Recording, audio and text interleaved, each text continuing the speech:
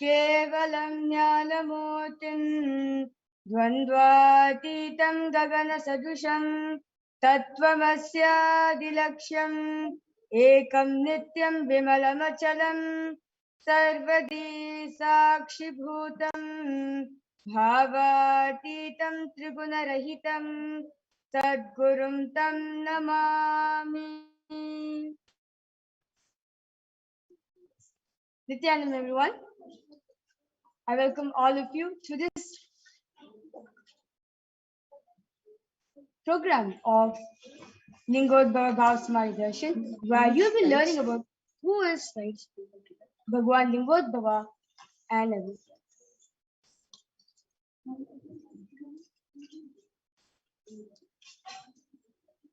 Yes. So today, in this program of Lingodbhava BHAVASAMADHI Darshan, you'll be learning who is Bhagwan Lingodbhava, the happening of Lingodbhava, what is Bhagwan Lingodbhava signify, the powerful cognitions to empower yourself, and the darshan and diksha of Bhagwan Lingodbhava manifested through the Supreme Point of Hinduism, Jagat Guru Mahasmidhanam, His Divine Holiness, Bhagwan Nithyananda Paramashivam.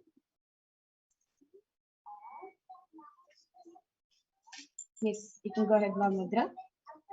And you will achieve this by listening, by internalizing, by manifesting powerful cognitions, and ultimately by receiving the diksha and darshan of Bhagwan Lingodbhava. So who's exactly Bhagwan Lingodbhava? Lingodbhava is the incarnation of Paramashiva as a shaft of light happened to liberate Brahma and Vishnu from the delusion. Mahadeva, Bhagwan Paramashiva, appeared in front of Vishnu and Brahma and gave darshan to both of them and removed their ego, blessed both of them and revealed the ultimate truth. Bhagwan Mahavishnu and Bhagwan Brahma experienced Bhagwan Paramashiva in the formless form, the cosmic consciousness as a light being, the pure consciousness. And all of you can see the happening of Bhagwan Lingodbhava in this place where is exactly in this place where the Arunachala mountains. So, what is BHAVASAMADHI? What is Samadhi actually? Samadhi means one with the source. Bhava means attitude or an aspect. So BHAVASAMADHI means being one with the source through this aspect. And the definition of the BHAVASAMADHI Darshan is where the aspect, the bhava you choose, through that bhava, being one with the source, samadhi is BHAVASAMADHI. And knowing this aspect, bhava, is the ultimate adi. And being in oneness, sama with that, is BHAVASAMADHI. Yes. So science of BHAVASAMADHI Darshans is where the divine cosmic beings are real and they manifest from Kailasa, which is the enlightened time-space zone through deities and incarnation. Divine cosmic beings manifest either through Archavataras, deities in temples, or through BHAVASAMADHI Darshans in the Nijavatara, through incarnations. And the BHAVASAMADHI awakens your Kundalini Shakti, which is the latent potential energy in every human being. And this influx of superconscious energy awakens extraordinary abilities expressing through us like third eye awakening, the ability to have remote vision, the ability to scan anyone's body, and many such other powers. And this influx of superconscious energy also visibly slows down the aging process as well as improves immunity to disease. With increasing levels of coherence, the whole brain comes alive, turning into a superconductor of conscious energies that heal, empower, and transform all of our lives. Yes. So what are the various benefits that we get just by receiving the BHAVASAMADHI Darshan? The BHAVASAMADHI Darshan allows one to experience the formless in a way that we can deeply understand and relate to it. Having darshans or even the glimpse bring lasting transformation in our lives, cleansing lifetimes of karmas and raising you to the next level of superconscious breakthrough, like hitting a reset button on your being. Experience BHAVASAMADHI Darshan to discover the extraordinary possibility which you have within yourself and the quantum jump from man to superhuman. And during the BHAVASAMADHI darshan, a natural phenomenon which also happens in all of us is the mirroring of neurons. So our neurons mirror that of the avatar, and that is all the active, the all the movements, observed movements, information of the avatar, just by seeing, are awakened and activated in us. And without any physical act of imitation, our entire body can silently and without movement recreate what is happening distances far away, experiencing the superconscious energy radiated by the avatar. Yes. So who exactly is the Supreme Pontiff of Hinduism? So the Supreme Pontiff of Hinduism, Jagat Guru Mahasanidana, His Divine Holiness Bhagwan Nithyananda Paramashivam, was born on 2nd January 1978 and is the reviver of Kailasa, a macrocosmic, ancient, enlightened Hindu civilization nation. Supreme Pontiff of Hinduism is the 1000th incarnation of Paramashiva as per Hinduism and recognized by his presidiaries who are enlightened masters and adepts. The Supreme Pontiff of Hinduism has made the science of power manifestation, yoga, and temple-based universities as a lifestyle for the humanity. And the Supreme Pontiff of Hinduism is ordained as the 233rd Guru Mahasanidhanam of Kanchi Kailasa Sarvagnipeetham, which is the Tondai Mandala Adinam, the incumbent emperor of Suryavamsha Sarangi Samrajyam, the present 293rd Jagat Guru Mahasanidhanam of Kailasa Unnata Shyamala Peetha Sarvagnipeetham, and the present Mahamandaleshwar of the Mahanirvani Akara, which is the largest apex monastic order. The Supreme Pontiff of Hinduism is the 1008th Acharya Mahamandaleshwar of the Atal Akhada, which is the ancient apex body of Hinduism, and the present 23rd Guru Mahasanidhanam of Dharma Mukti Swarga Param Adima, and also elected as the Supreme Pontiff of Hinduism by a congregation of over thousands of Hindu leaders across the globe. He is also revered as a teacher of Hinduism, the most prolific, most viewed, read, and watched. Swamiji has authored 300 books and 10,000 articles in 3 different languages, which are English, Tamil, and Sanskrit. And these have been translated into 50 languages with over 1,000 titles. And over 20 million copies of these books and articles have been sold, read, and downloaded. And the Supreme Pontiff of Hinduism has given over 10,000 hours of discourses for humanity and reaching and enriching over 1 billion lives digitally.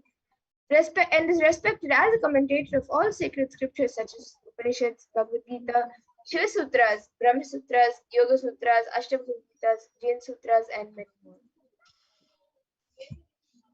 The Supreme Pontiff of Hinduism is honored as a leader of Hinduism, the most awarded, internationally recognized Hindu leader. He is also the reviver of 100 ancient Hindu sampradayas, including the Rudras, Rudrakanyas, Rishis, Rishikas, Bhairavas, Bhairavis, Sannyas, and Sannyasis sampradaya.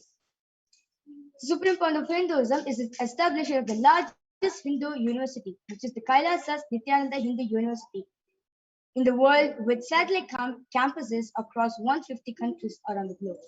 He is also the establisher of 1,000 plus Kailasa enlightenment ecosystems and founder and reviver of over 100 Sarvagnipeethas and collector of the largest Hindu library with over 1 million books, 1 million palm leaf scriptures, and over 20 million digital books.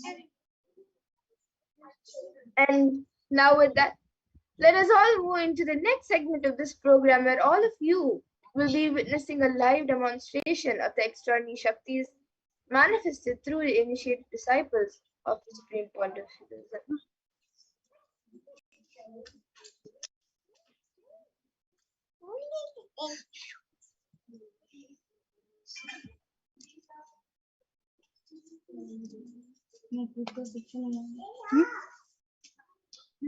So today, the Balasans, Nithyananda yogis, and the initiated disciples of the Supreme Pontiff of Hinduism will be demonstrating and sharing with all of you the extraordinary Shaktis awakened in us through the science of Diksha by the Supreme Pontiff of Hinduism. And in today's BHAVASAMADHI Darshan, each of you will also be receiving the initiations into these extraordinary Shaktis, the divine powers, with the grace and blessings of the Supreme Pontiff. And all of you will be manifesting the following powers of third eye, which is seeing with eyes blindfolded, as well as many other spiritual powers, extraordinary Shaktis.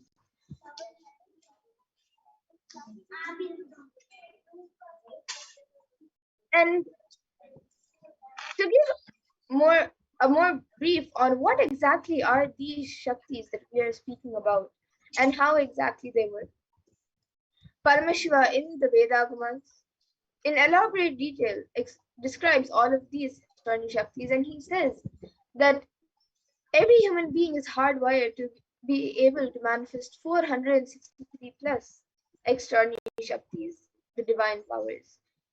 And manifesting Shaktis are described as a system, method, and science for human beings to explore the various states of consciousness and various dimensions. And it is manifested from the fundamental cognition that you are the divine and you need to manifest the divine, not that you are a man and you need to reach the divine. So, here the foundation is you are Paramashiva. Your I'll manifest recognizes that you are Paramashiva, even if you're not yet manifested. Understand that is why the Paramashiva is revealing through this body and through this system, through this methodology. Any samyama you do on powerful cognition, you manifest only the Shakti's powers, not Siddhis. So, what is the difference between Shaktis and Siddhis? So, Shakti is expressed from the space of enlightenment and the side effect of feeling connection with the divine, and as a result, you have high integrity with the Guru. And Shaktis are the source of enlightenment, whereas Siddhis are powers that manifest from chapas or penance for enlightenment. Siddhis are on the path of enlightenment. The Shaktis of Paramashiva manifest through ordinary human beings in a extraordinary way after the initiation from the avatar. Shaktis are permanent, whereas Siddhis are not permanent and may divert you from enlightenment itself. So, who is the source of all these Shaktis? The source is Paramashiva, who is the primary divinity in Hinduism, the ultimate reality and cause, who is self-effulgent, Swayam Prakasha, all-pervading, unchanging beyond time, space, form, and causality. As the fundamental base of Avyakta, the manifest existence, and Avyakta, the unmanifest, he performs the Panchakritya or the five cosmic acts or Srishti, creation, Siti, sovereign rulership and maintenance, Samhara, rejuvenation, Trobhava, pulling out of delusion, and Anugraha, liberating grace for all living entities in the multiverse. So the avatar of Paramashiva, the supreme fount of Hinduism, is the 1008 living incarnation and representative of Paramashiva, and the reviver of Kailasa, which is the ancient enlightened Hindu civilization nation, the great cosmic borderless nation. Ever since the beginning of the civilization, the Sanatana Hindu Dharma has been the cradle of enlightened beings and highly advanced sciences. It was where the science of enlightenment and powers, Shaktis, was lived and taught as a lifestyle for each and every one of us. For the first time in the modern day, the supreme point of Hinduism is reviving these sciences and transmitting it to the world at a record-breaking, never accomplished ever before. So, the knowledge and science of manifesting these extraordinary Shaktis have been passed down from one generation to the next through the power of initiation, Diksha, by the enlightened gurus.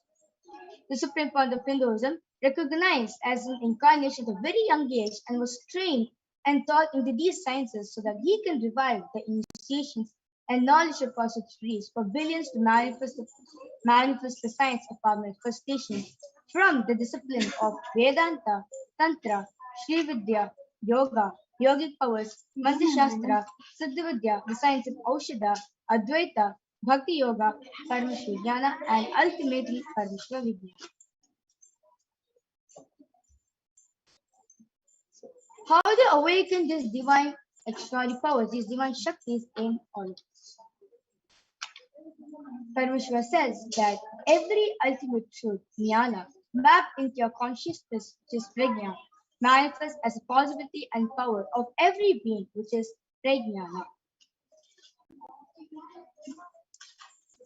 Diksha is the direct transfer of spiritual energy by an enlightened being through look, word, or touch.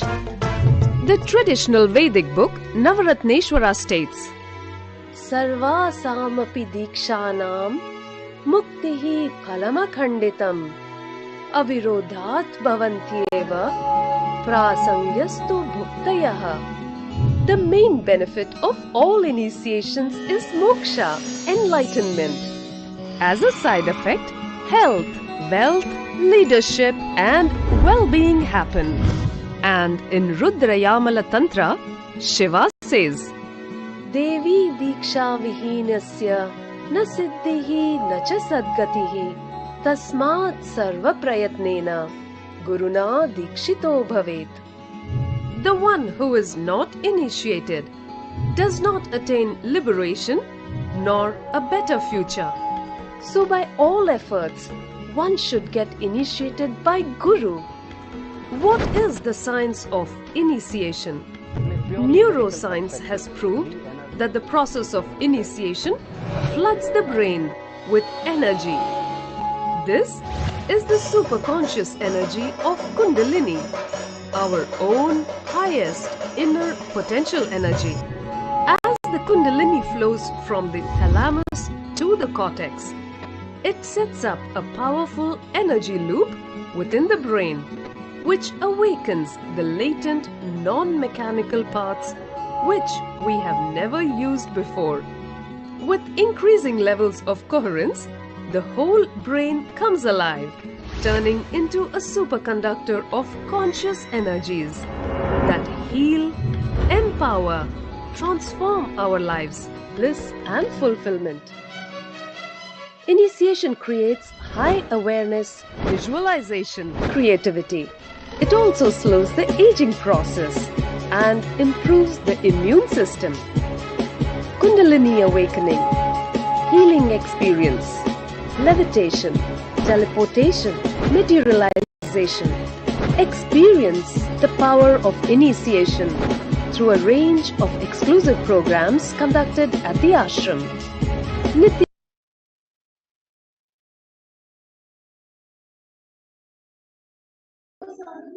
Yes. So the science of power manifestation is authenticated through four aspects of evidences of pramanas in Sanskrit. So first is the Shastra Pramana, which is eternal, unchangeable truth revealed in the source scriptures, the Vedas and the Agamas. And the next is the Apta Pramana, the results and experience of the great rishis who time tested and verified this science. And next is the Atma Pramana, where the Supreme Court of Hindus learns personal experience of the power manifestation.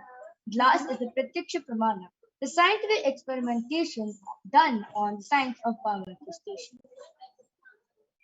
So what exactly are the Vedas and the Agamas? Vedas are the ultimate superior authorities for the Hindus. Vedas are pure science where the ultimate truths are expanded very elaborately, whereas Agamas are the scriptures where the applied technology, the applied science is expanded very detailed. So Vedas and Vedagamas, are given the status of Shruti as directly revealed by Paramashivoham. They are the ultimate, eternal, unchangeable truths. So reference taken from these Shastras or source scripture is called the Shastra Pramana, the scriptural reference. So let us get ready to witness a very unique and exciting demonstration of the power of the Veda.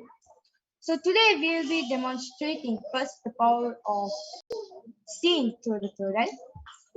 And before that, let's witness the Shastra Pramana, the scripture reference to manifest the powers of third eye taken from the Vijnana Tantra, Sutra 34. कपालान्तर्मनोन्यसा तिष्ठन्मीलितलोचनः क्रमेण मनसोदाढ्यात् लक्ष्ये लक्ष्यमुत्तमम्. The translation goes, by fixing the mind on the inner space within the crown center and sitting stably without any movement, having the eyes closed in succession by the stability of the mind and inner space through the power of the third eye. One directly sees the ultimate goal Laksham by having the vision beyond the sight that reveals any object or place, attaining the space of oneness with the source Paramashivoham.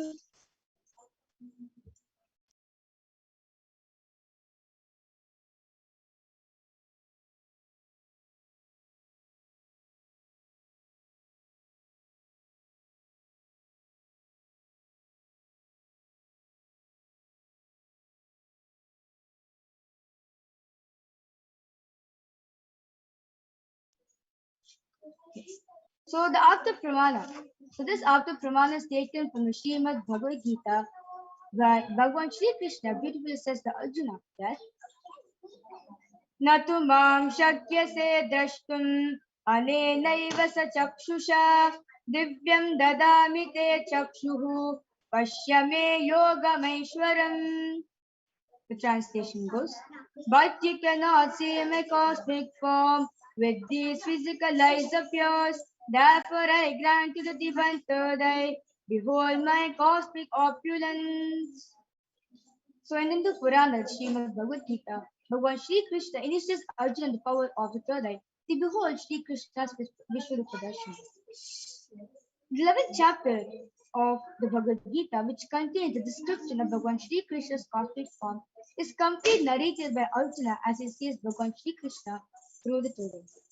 And next is the Atma Pramana. Inside and outside broke. The first experience is that I was able to see everything around me, above me, the whole 360-degree, 10 direction, below me, everything. I realized not only I was able to see, I was able to feel, experience. I felt that the skin of the stone on rock on which I was sitting and the skin of this body both carry me equally. In both I exist equally. The setting sun, rising moon, the whole Arunachala hill, all the plants, bush, shrubs, trees, everything, everything, everything just became so alive. The idea, something is inside,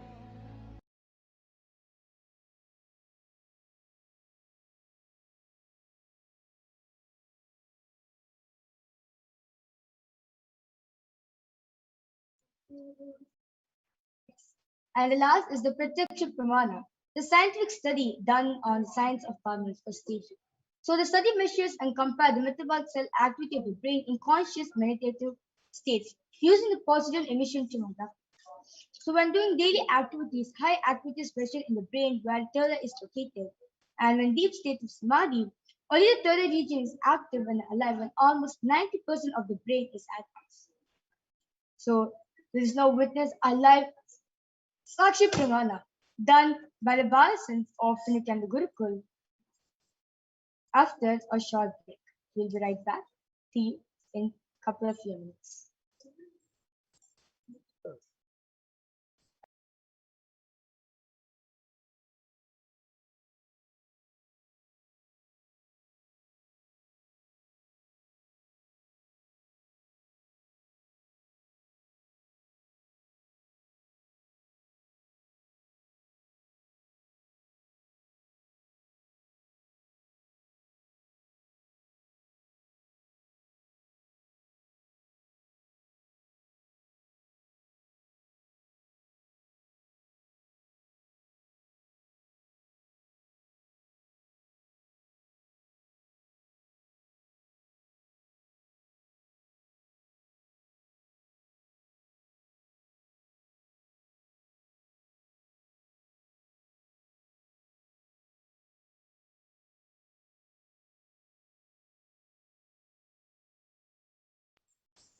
Yes, I'm back with next story Balasant of Nityan Gurukul. I have with me Malika Kalabhairava and who will be today be demonstrating the power of third eye reading for all of us. So along with me, I have the medically tested eye band. So you can see in the front, there's a black color acrylic sheet. And you see at the back, there's two sockets, there's two holes. So once you wear your eye band on, your eyes goes and gets locked, it gets settled over there. And there is nice thick sponge which covers all sorts of the eyes and does not let any sort of light to pass through. Yes. So this very eye band, Ma Kaladra will be wearing it for demonstrating all of you the power of third eye reading. So now I'm unstrapping this to all of you.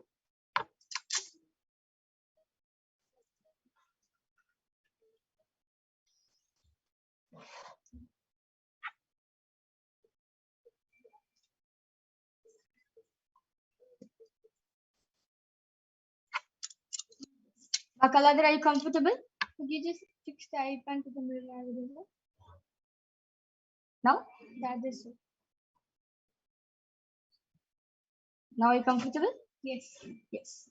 So I request all of you to see the Ma Kaladra's eye band being put on.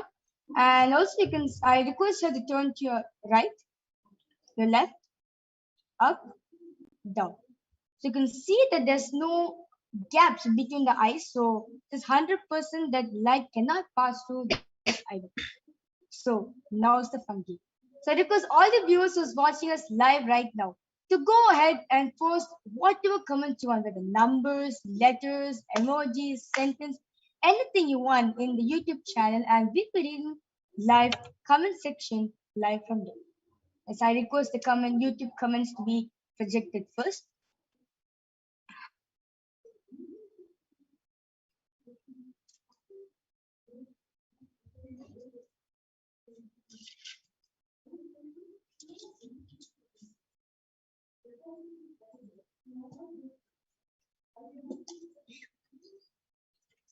Yes, I request the YouTube comments to be projected. Yes. Yes, the latest comment is from Mahesh. He has posted Nithyananda with the 3 Namaste emojis. And the previous comment is from Asta Chawal, and she has posted a heart emoji with a darshan, red color. Wonderful. And now we'll be taking few comments from the Facebook.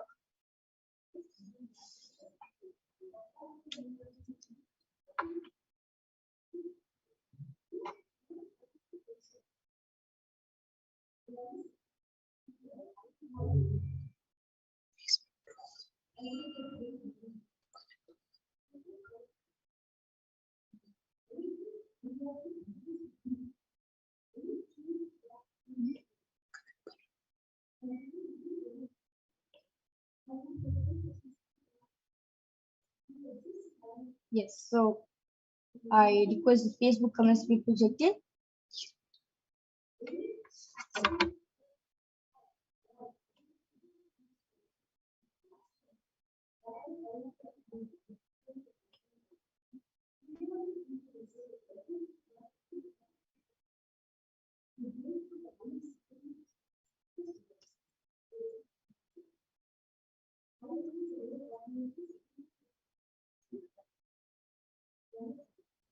Yes.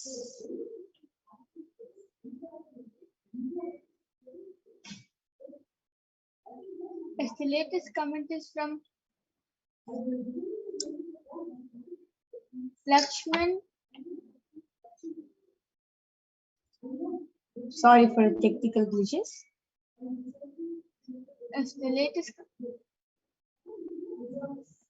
Yes. Yes, the latest comment is from Lakshmanan, and he has posted Om Namah Shivaya in Tamil.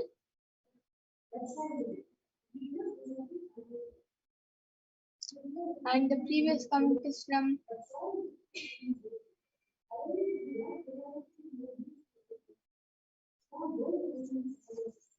Ananda Krishna, and he has posted Om Namah Shivaya. in Sanskrit. Wonderful. So all the people see that Makaladra read three languages actually. One in English, the first in English, and second in Tamil, and third is in Hindi. So the third is not just revealed to you in a language which you know, it also reveals in a language which you even don't know. So Makaladra, I would like to ask you a question to improve the authenticity of this, the whole demonstration. Do you know Hindi letters, or have you ever learned Hindi before, or do you know what like Devanagari script or anything? Have learned, but never got it by heart. Okay, yes. So yes, so Ma Kalatra did learn the letters before, but she never by hearted. So obviously you would have forgotten most of the letters, right? So Yeah, it was like maybe 8 months ago was the last one. yes, wonderful. So all of you could see that Ma Kaladra read three languages through her power of Victoria. So wonderful, amazing, done by Ma Kaladra. Yes, so now we remove the IBAN. I would like to show all of you that the IBAN is still intact and same once being put on Ma Kaladra. You can see it's still the same. I think first changes happen. And yes. So with this, I would like to move ahead to the next power, which is the power of body scanning. And before that, we all the viewers who's watching us live right now, go ahead and post your comments whether you want a body scanning, and we'll be right back after a short.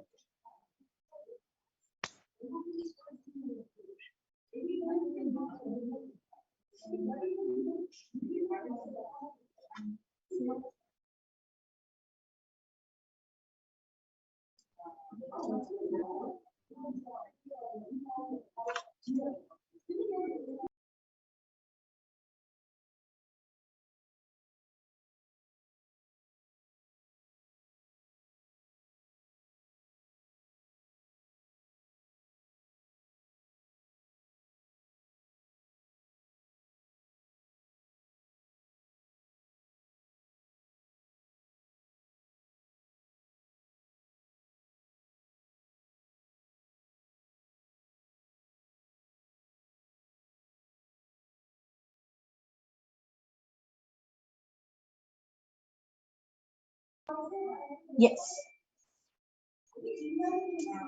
So in this power of body scanning, the initiated disciples of the Supreme Founder of Hinduism will have the ability to scan the illnesses, diseases, medically diagnosed issues, and provide the best, easiest, and simplest solution through that awakened third eye.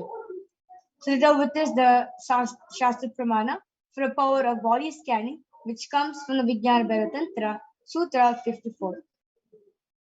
स्वदेहे जगतो वापि सूक्ष्म सूक्ष्मतरादि च तत्त्वादियानि निलयम् ध्यात्वान्ते व्यज्यते परम्. The translation goes, cognize deeply from the subtle to the subtlest, constitutive principle of your whole body, Swadeha, or of the whole universe, simultaneously consists of the essentiality. They are being absorbed in the source called Paramashiva. By the experience of such full awareness, one becomes complete from all the thoughts, and the ultimate universal divine power, Paradevi Adishakti, is revealed and the supreme power manifestation happens. And next is the Apta Pramana. And this Apta Pramana is taken 5,000 years ago from the very own life of a Siddha named Teraya, who was one of the prominent disciples of the sage Agastya. One day, a man suffering from severe headache comes to Agastya for healing, and Agastya uses the power of body scanning and identifies the root cause of the headache. He reveals that the small tip of Teraya, a type of frog, which is sitting in the person's brain. Agastya immediately instructs Teraya, his disciple, to perform an open heart surgery and remove the frog from the person's brain. After the surgery got completed successfully, the person is healed and cured of the headache, and thus the disciple gained the name Teraya. And next is the Atma Pramana, where Swamiji beautifully shares on how we use the power of body scanning. That only when I had the multiple compound hand fracture, I was forced to go for surgeries and therefore medical checkups related to that. At the time, they detected heavy metal quantity in my different organs. It was revealed that I had been poisoned without our knowledge. I immediately used diagnostic methods instead of medical facilities to study the body condition due to the poison. Through the body scanning, I found out what the problems and imbalances had happened, where the balances has to be done. I used allopathy as a second opinion to verify my findings. So, and the last is the Sakshi Pramana, where various disciples or supreme point of Hinduism across the globe have been initiated into this power of body scanning and have witnessed the immense transformation which happened in them after receiving initiation from the supreme point of Hinduism. Now, let us witness a live Sakshi Pramana done by the Balsons of Nithyananda Gurukul after a short break. So before that, I request all the viewers who's watching us, if you like to have a body scanning done, please go ahead and post in the comment section and we'll be doing a body scanning from there. Yes. We'll be right back after a short break.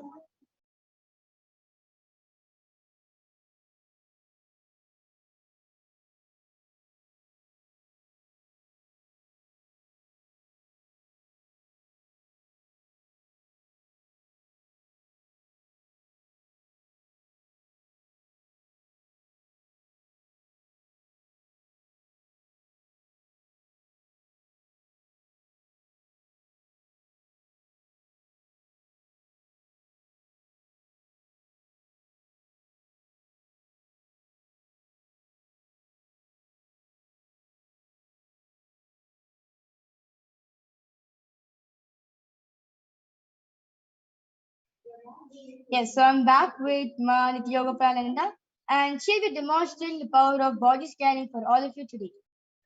So now request the YouTube comments to be projected. Yes, so Balakrishnaya has requested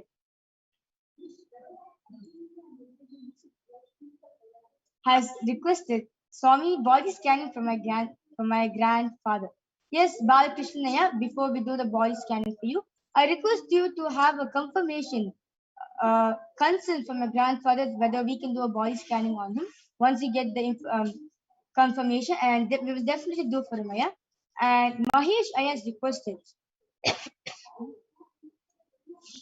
Ma, can you scan my body now? I did few days before. Yes. Mahesh Ayas, my yoga plan will be doing a body scanning right now for you. And Nisha Bahadur also requested for a body scan. Yes, Nisha Bahadur, and I'll be doing the body. Ma Nisha Bahadur, I'll be doing the power of body scanning for you.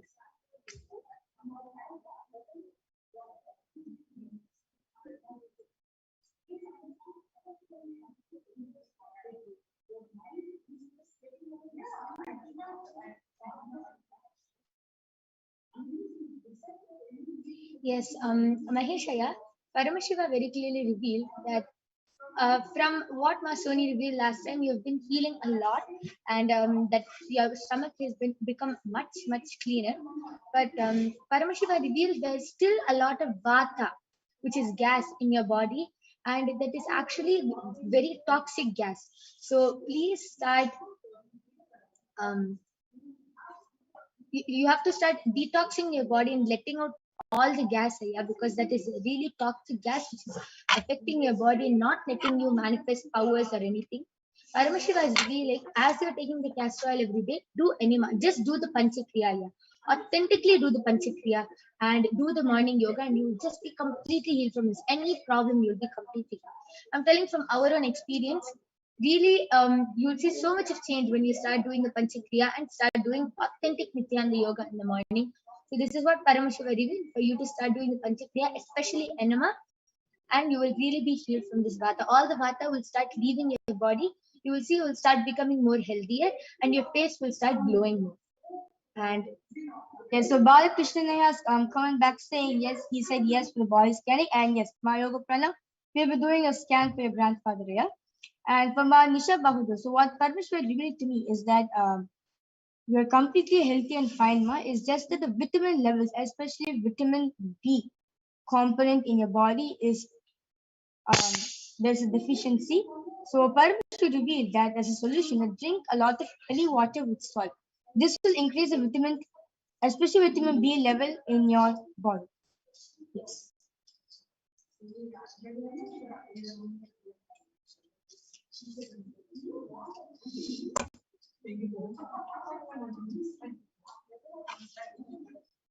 I request Maheshaya and Nisha Bahudurma to get back to us on to verify whether our scanning was accurate.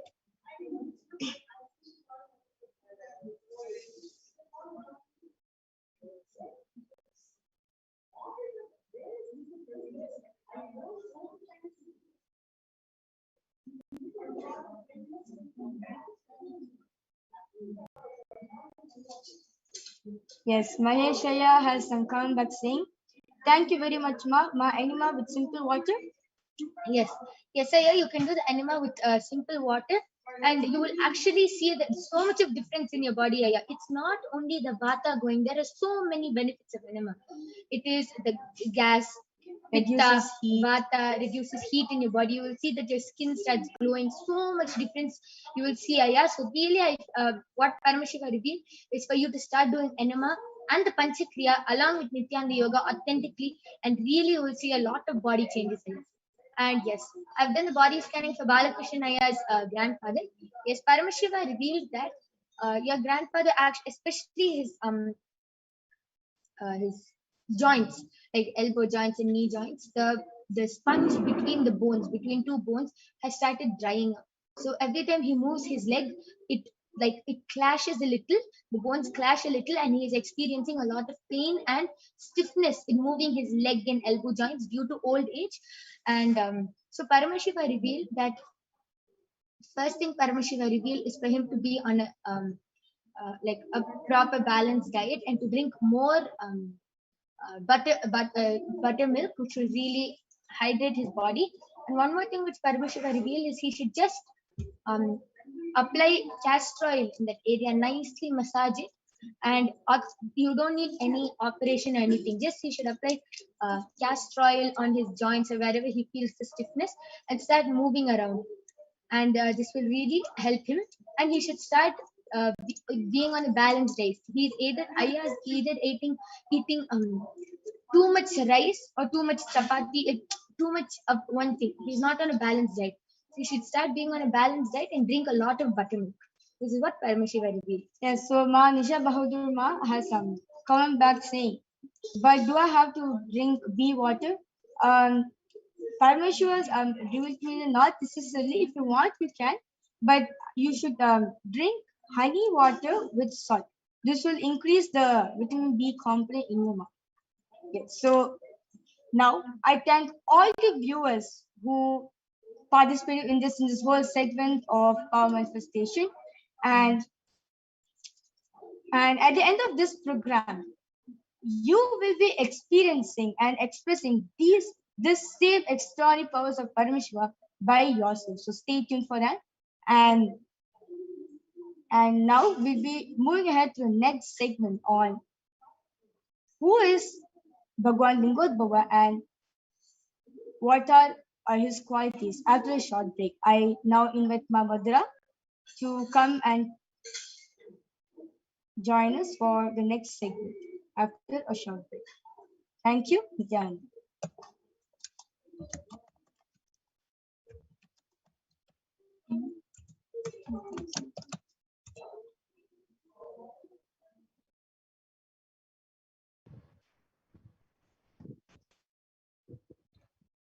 Yes. So now in this next segment, all of us will be learning more about Bhagwan Lingodbhava. But let us first look at how the world is today versus Kailasa today.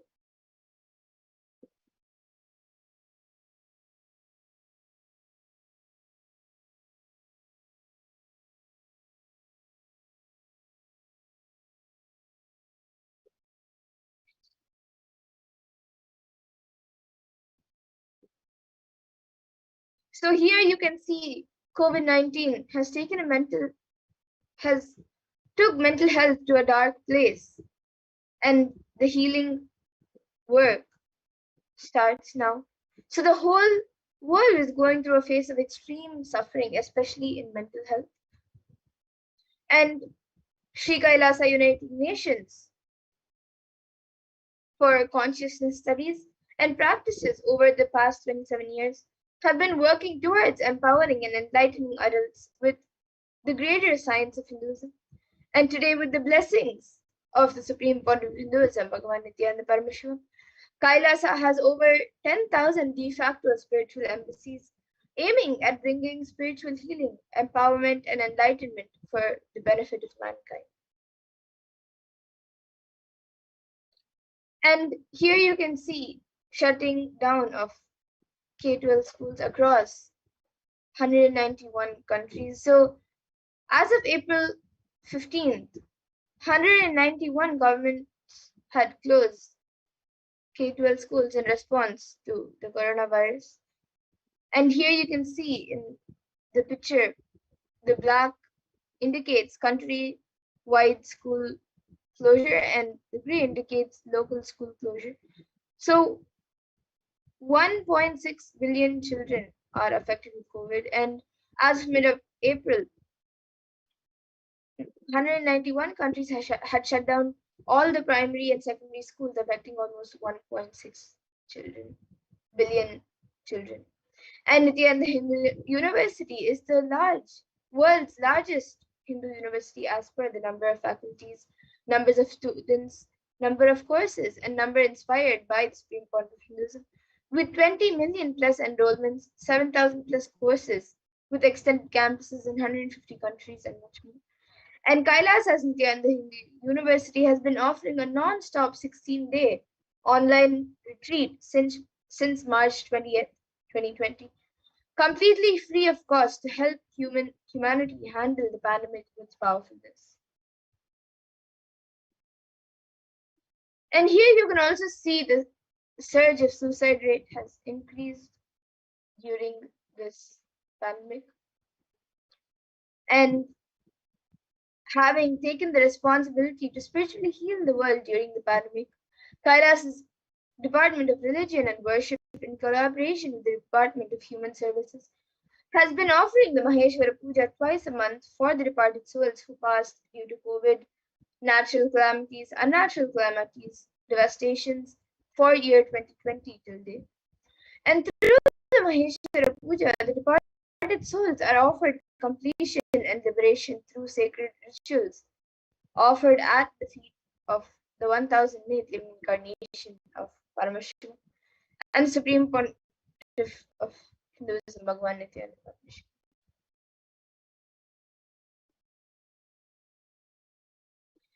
And now let us learn more about the Arunachala Puranam, the happening of Bhagavan Lingodbhava.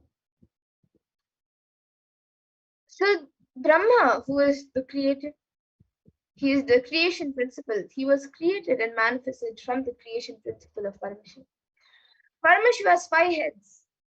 From one head, the creation principle manifests as Brahma and the form of Brahma. And through this form of Brahma, creation happens. And the same way, Vishnu manifests for maintenance. One day, Vishnu and Brahma are attention drawing, colorful action. They delude themselves that they are both ultimate, and between them they start fighting as to who is greater. Brahma represents knowledge and Vishnu represents wealth. Knowledge is required for creation and wealth is required for maintenance. Paramashiva then manifests as the Deepa Stamba or the Jyoti Stamba to Brahma and Vishnu, liberating them from the delusion as to who is more powerful or important amongst them. There is a big chaos and stagnancy in the cosmos. Paramashiva had to intervene. Paramashiva appears as a light shaft and tells them, whoever finds my head or feet first is the more powerful person.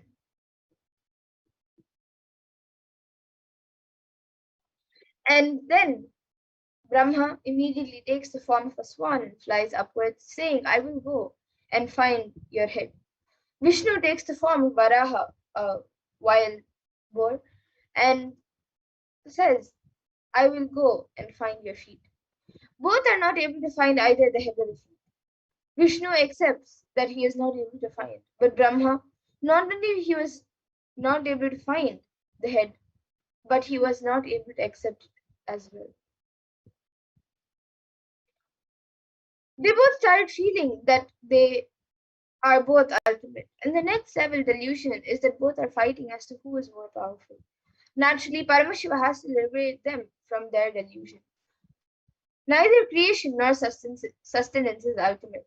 Ultimate is liberation. Paramashiva pulls both of them out of delusion and liberates them. The moment Paramashiva appears as the Jyotirlinga, he tells Brahma and Vishnu, whoever finds my head or feet will be declared as the supreme. So, as we said before, Brahma becomes a swan and flies towards the head, and the swan lives in a lotus. He should actually have gone down to find the lotus feet. And Vishnu takes the form of a pig.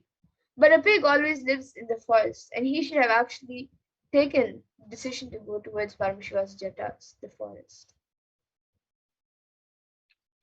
Both could not find the two ends. Vishnu goes on digging. Even then, he reaches only up to the calf muscle of Paramashiva. To mark that, he ties a bell on Paramashiva's calf muscle. That is why in all Shiva deities there will be a bell on Shiva's calf muscles. And Brahma takes the form of a swan and flies, and his age is almost over. He then finds that he cannot find the head. He then sees a flower falling. He asks, "From where have you been coming from?" The flower says, "From Shiva's ears." He asks, "Since when have you been falling?" The flower says, "For 4 Brahma ages, 4 Brahma yugas." And knowledge always has ego, so it cannot accept defeat. And Brahma, who represents knowledge, asks the flower, "Can you support me by saying that I brought you from the head of Paramashiva? I will give you lots of bones." The flower got little tempted. Brahma goes to Paramashiva and lies, saying, "I found your head, and this is the witness." The moment Paramashiva stares, in that moment, Paramashiva stares at both of them. Both the flower withers and the swan's feathers burn away. And Brahma gets the curse that he will never be worshipped anymore. And the flower gets cursed that it will never be used in Shiva Puja.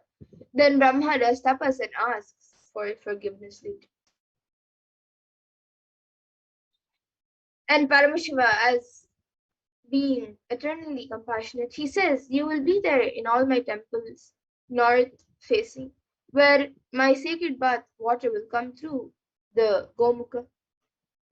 And from that water, you can do the creation." The flower was given the shap of Vimochana that once a year for Shivaratri day, the flower will be used for Shiva Puja and not any other time. So even now in Tiruvannamalai, the Lingodbhava will be worshipped with the Talampu only on the Shivaratri day. And you need to understand the deeper layers and meaning. Knowledge and wealth cannot show you the ultimate, and it is not the ultimate enlightenment. And it is not the ultimate. Enlightenment alone is the ultimate.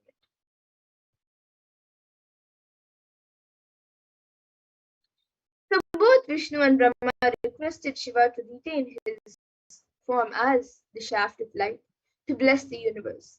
And at their request, Shiva in the form of divine light became Arunachala, the glowing mountain in Tiruvannamalai.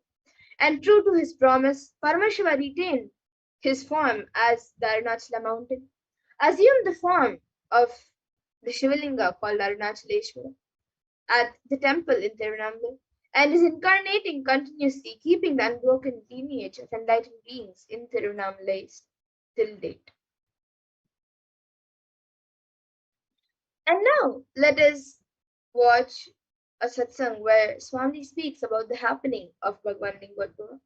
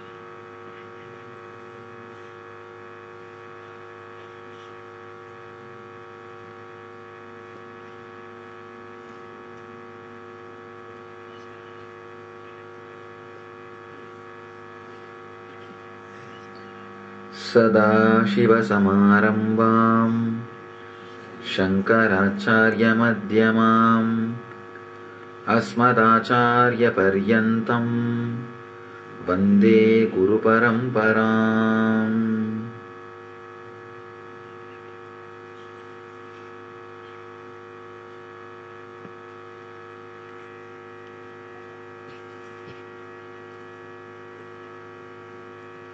I welcome you all with my love and respects.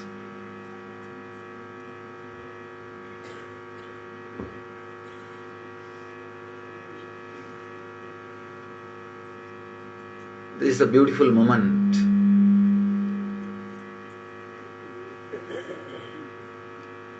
The auspicious Lingodbhava time, the time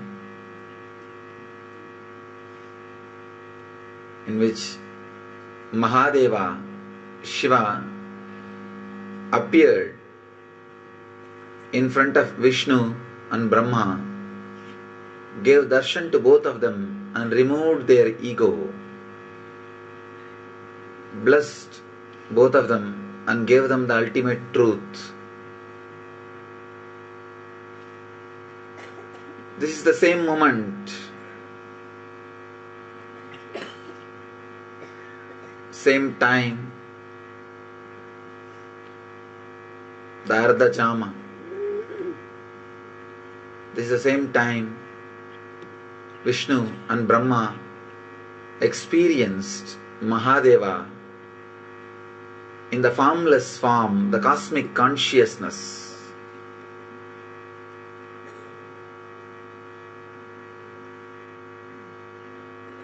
As a light beam, the pure consciousness.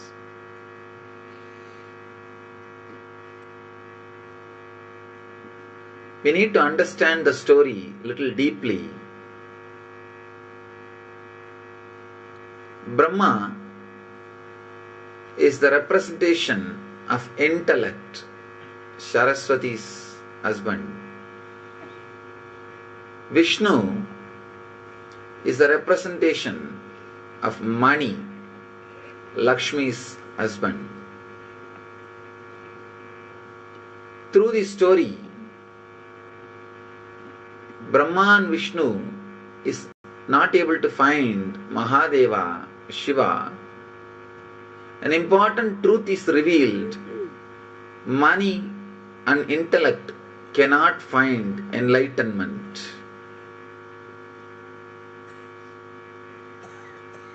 But many times the money and intellect starts fighting between them. Who is great? From time immemorial, intellectuals and politicians were fighting. From time immemorial, people with wealth and people with intellect are constantly fighting. That fight is only represented through this story. That fight is only presented through this story. That Brahma and Vishnu started fighting. Who is big guy? Who is a great guy? Whether intellect or money. The problem is both of them don't understand an important fact. Both of them can't lead you to the ultimate truth or the ultimate happiness. If you know the story of Brahma and Vishnu seeking the Shiva's feet and the head, you will understand what I am saying. It's a beautiful story with a tremendous metaphysical meaning in it.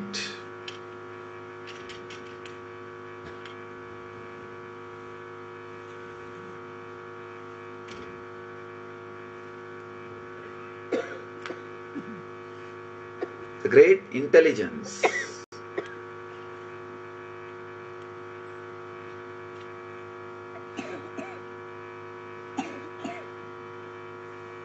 we need to understand this story a little deeply.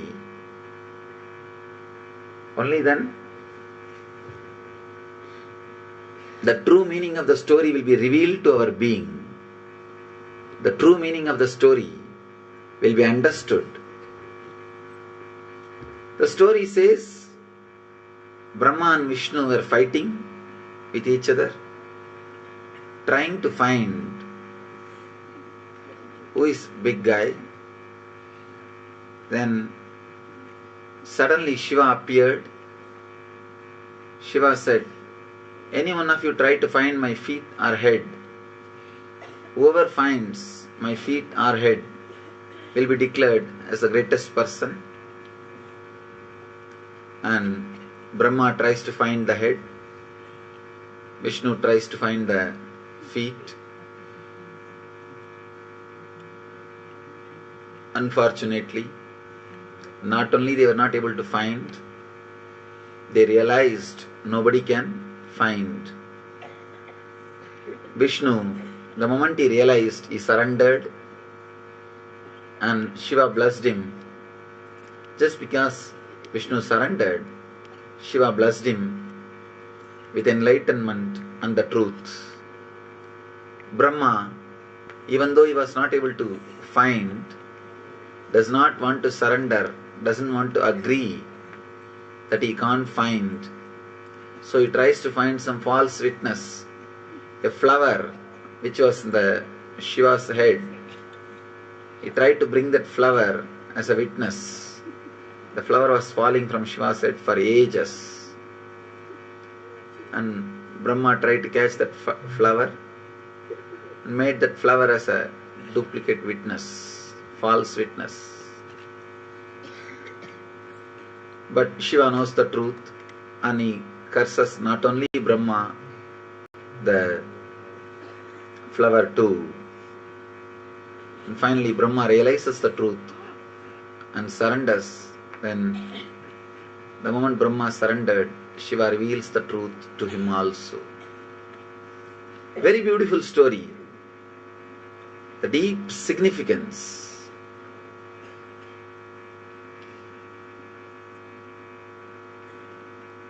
As I was telling, Brahma represents intellect.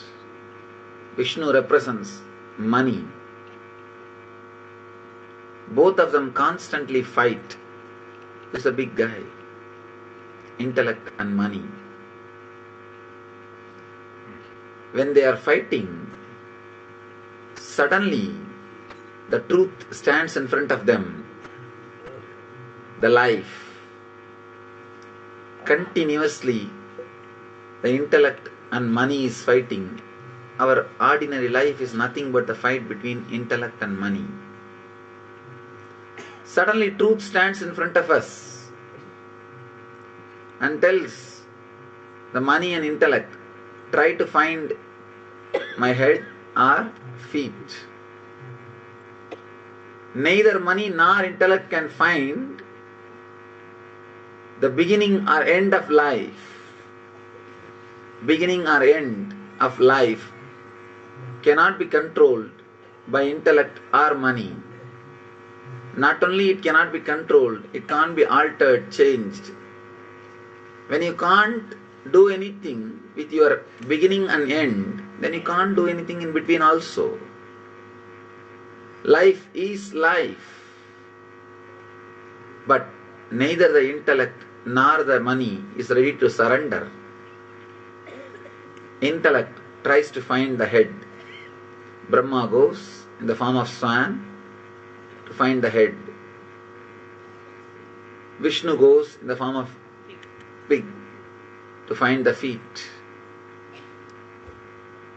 Both of them are trying their best. Vishnu goes. For ages he is digging. Finally he realizes the truth. He won't be successful. At one point, he just wants to mark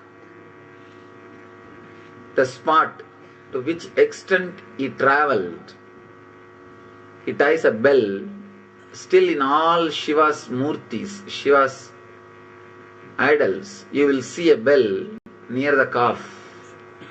Near the calf muscle, you will see a bell that is tied by Vishnu Vishnu was able to travel only to that distance. Whether in Nataraja or Dakshinamurti, in all Shiva Murtis, you will see that well.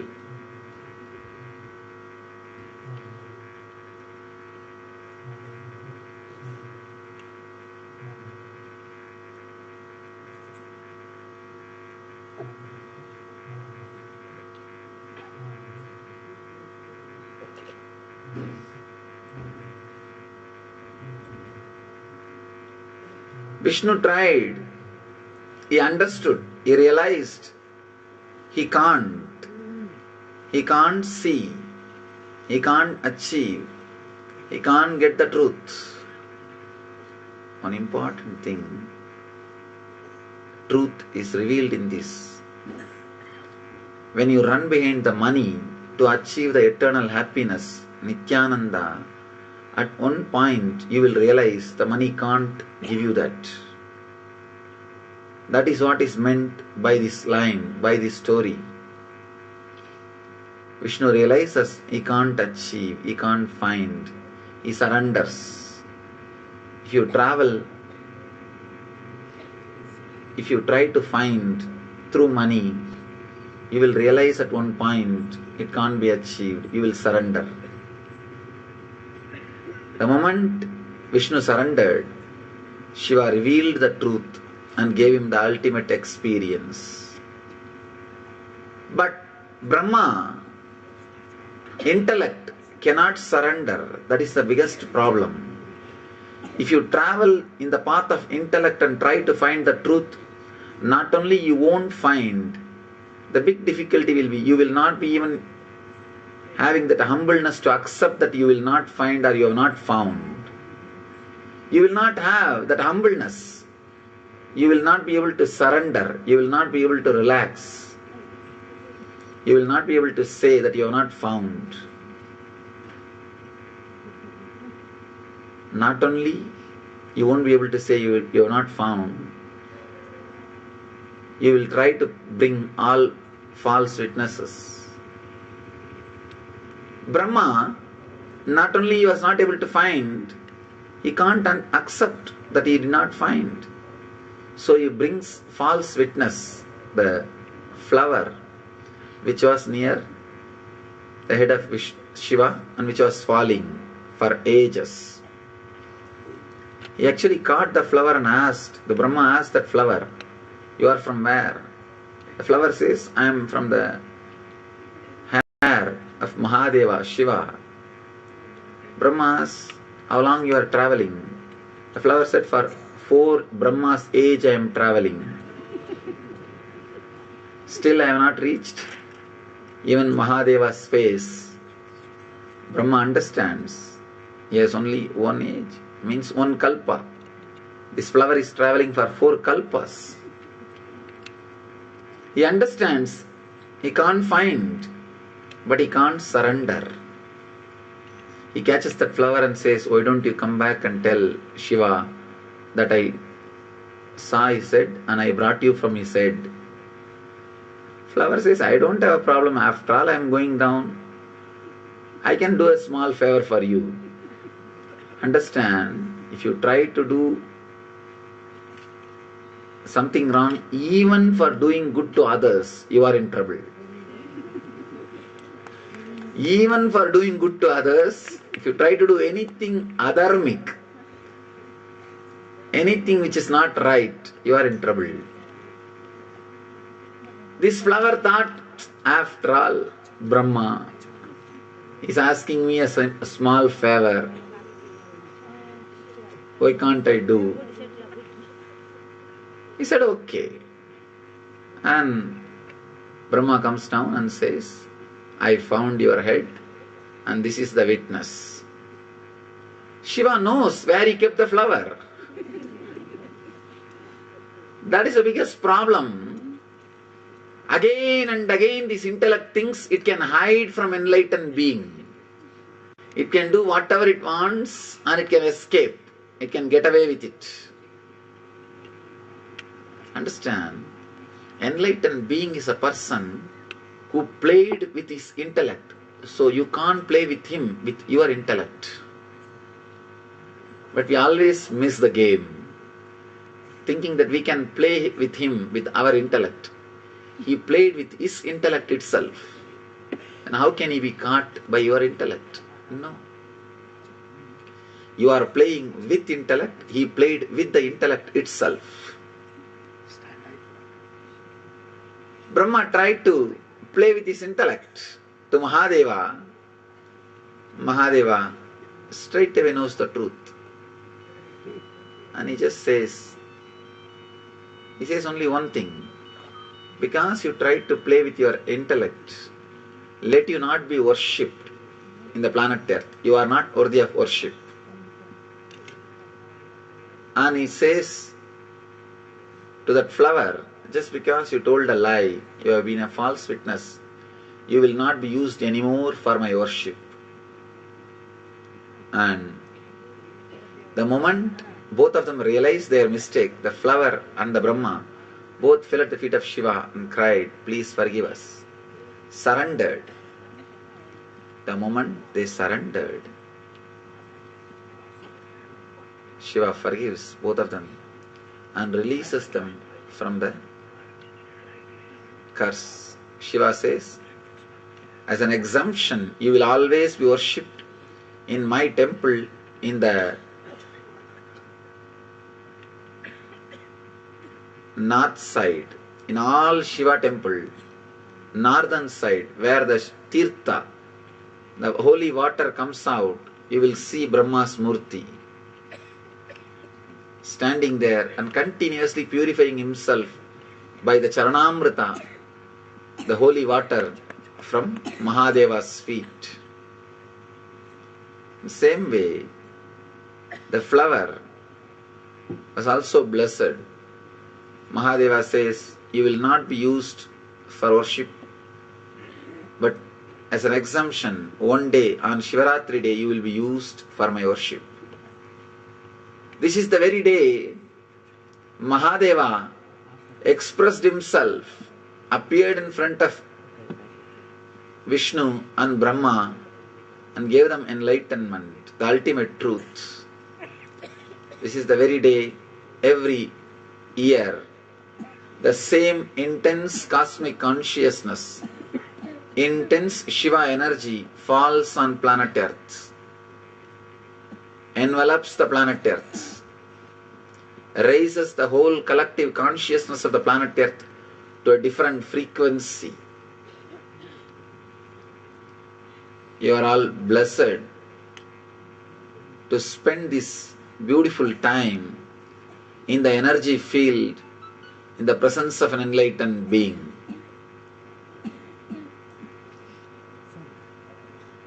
Do not waste your energy just running behind intellect or comfort. Intellect and comfort, both of them are utility in the life. It is needed for a certain level, but that is not life itself.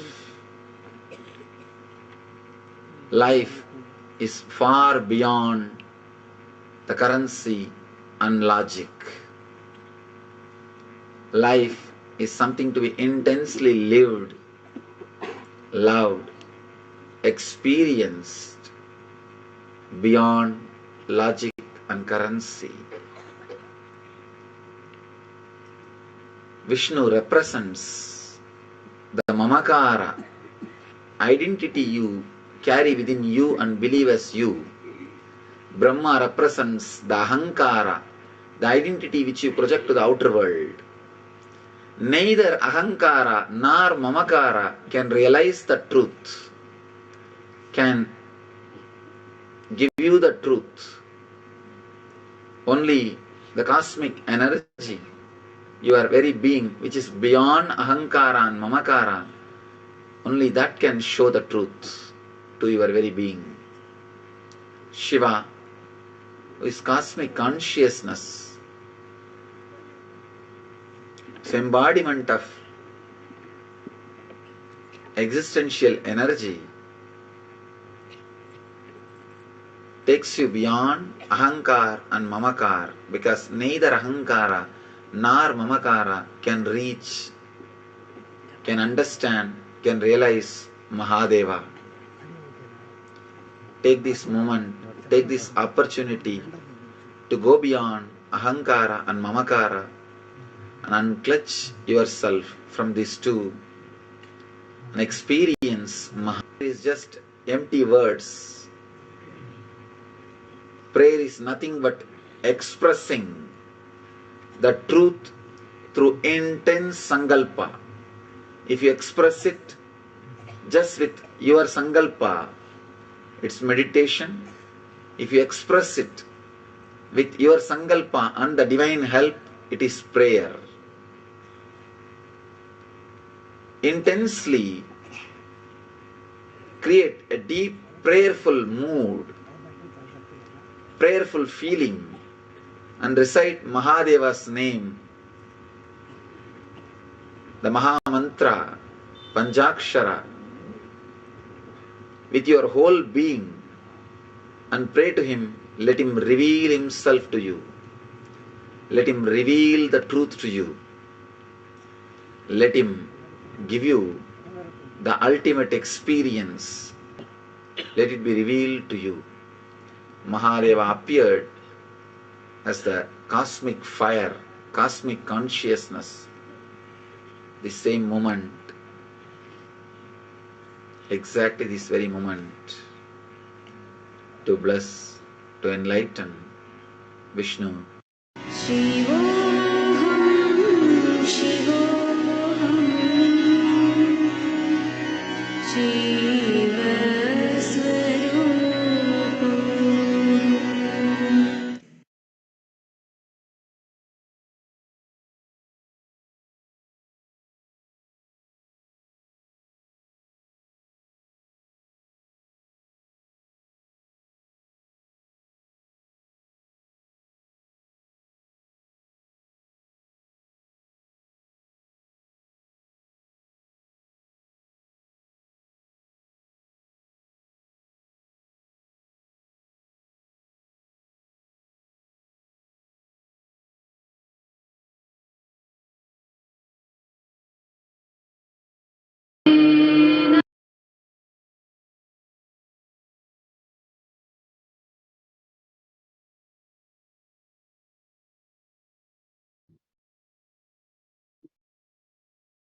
Yes. So that was the revelation by Swamiji on the happening of Bhagwan Lingodbhava.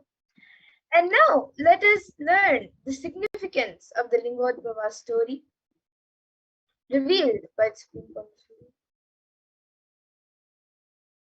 So Vishnu represents the Mamakara, the identity that you carry within you and believe as you. And Brahma represents the Ahankara, the identity which you project to the outer world. Neither the Ahankara nor the Mamakara can realize the truth or give you the truth.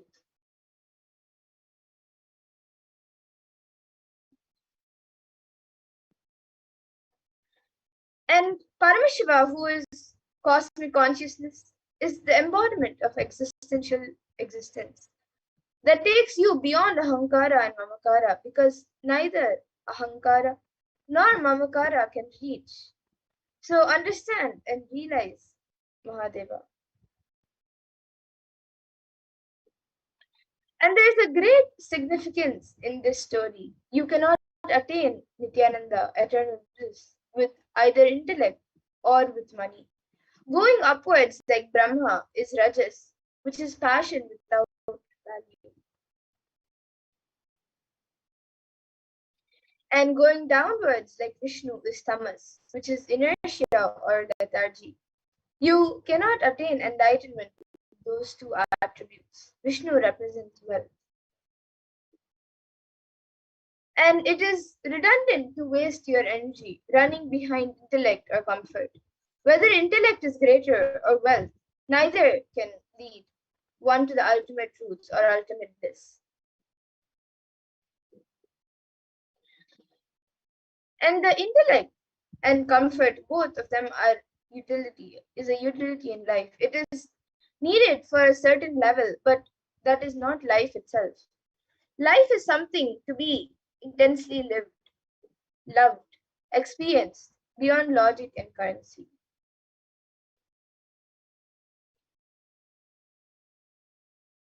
And the Shastra Pramana for is given in the Vedagamas, where Paramashiva gives a threefold promise to humanity.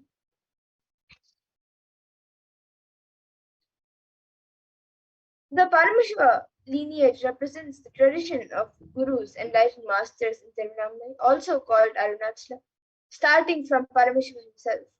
The lineage of Paramashiva prevails to fulfill Paramashiva's promise to humanity, to be an eternal guiding force through an unbroken lineage of living gurus, hailing from Tiruvannamalai to sustain the enlightenment ecosystem. So Paramashiva appears as an infinite effulgence of light called Lingodbhava in Tiruvannamalai to bless humanity. The Arunachala Purana, which is the epic history of Arunachala, reveals that at that point in time, Lord Paramashiva made a promise that he will always be available in Arunachala or Tiruvannamalai in three forms. As the hill Arunachala, as the Jyotirlinga, the Arunachaleshwara Shivalinga deity in the temple, and in the form of a living incarnation in this holy town of Tiruvannamalai. And the Kshetra of Tiruvannamalai is the very place on planet Earth which Paramashiva declared as his home thousands of years ago in the three divine forms. The sacred hill Arunachala, the Linga Arunachaleshwara, and in the form of the incarnation of Paramashiva who lands time and again in the human body. In the fourth form, which is not declared by Paramashiva and yet still seamlessly manifested, is he lives as the Shiva Sarva Guha Shaya, as Shiva, the one who resides in the hearts of all. So here you can see the image of all the three forms that Paramashiva always resides in. The Arunachala hill in sacred in city of Tiruvannamalai, and then the Linga in the Annamalai temple of Tiruvannamalai, and then the living incarnation of Paramashiva, who is none other than the Supreme Pontiff. And this is true, especially among the townspeople of Tiruvannamalai, for whom Arunachala is Antaryami, their most supreme Lord, making it possible for Paramashiva to appear again and again as one among them. Adhering to his most compassionate boon for humanity, Paramashiva himself comes down to planet Earth and guides Lord Vishnu and Lord Brahma in creating the enlightened civilization of Tiruvannamalai. And since then, Tiruvannamalai has been serving not just as a beacon for the human beings who seek the most supreme truth, but as the cosmic beacon of light, which allows for otherworldly beings to descend and ascend in the 14 planes of existence and ultimately unite with Paramashiva himself in the primordial form as Lingodbhava. Since the time Paramashiva appeared in the form of the effulgent column, the place has been witness to all the different yugas and the slow degradation of the original dharma set forth by Paramashiva. And in the Kali Yuga, it is said that mortal beings become dull-witted, unlucky, voracious, destitute of wealth, wanton and unchaste, and countries will be ravaged by robberies and miscreants, and the Vedas will be condemned by heretics. Kings will exploit the subjects, rulers will be man-eaters, and twice borns like Brahmanas, and Brahmanas will be given to the gratification of their sexual desires and other appetites. And as Paramashiva promises to his beloved friend and disciple in the Bhagavad Gita when he incarnated on planet Earth as Bhagavan Sri Krishna, Bhagavan Paramashiva beautifully declares, Yada yada hi dharmasya glanirvavati bharata abhyuktanam adharmasya tadatmanam shachamyaham. And the translation for this verse is, whenever there is a decline in righteousness and an increase in unrighteousness, O Arjuna, at that time I manifest myself on earth. And being cognizant of the fear caused by the asuras who were rampaging the planet Earth, Paramashiva decided it was time to come down and protect those who love him. And it was thus how Paramashiva, the one who is Nishkala, who is formless as Lingodbhava, descended as the 1008th incarnation onto planet Earth and assumed the form as the Supreme Point of Hinduism, Jagadguru Mahasannidhanam, His Divine Holiness Bhagavan Sri Nithyananda Paramashivam.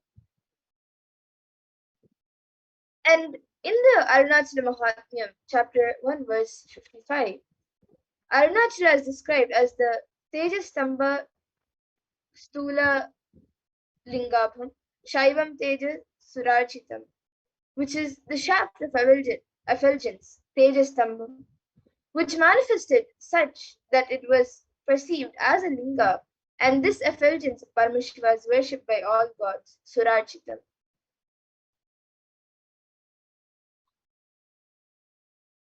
And another verse says,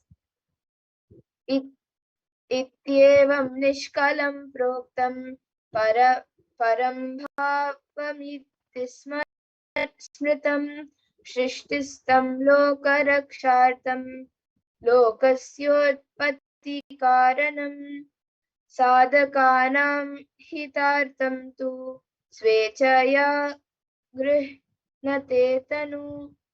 And the translation for this verse says, in this way, Shiva, who is Nishkala, without any body and parts, who is the ultimate supreme being, who is established in the creation, who is the cause of the creation of the universe, assumes a body out of his free will for the protection of the universe and for the welfare of the spiritual seekers and devotees. And Kartika Deepam is the day when Paramashiva stood as the infinite light shaft from the Kartika Deepam to Shivaratri. Brahma and Vishnu were searching for 4 yugas, and on the day of Shivaratri they come back and surrender and declare their inability. And it is on this day Paramashiva blesses and liberates Vishnu and punishes as well as liberates Brahma. And Kartika Deepam is the celebration in memory of that Big Bang.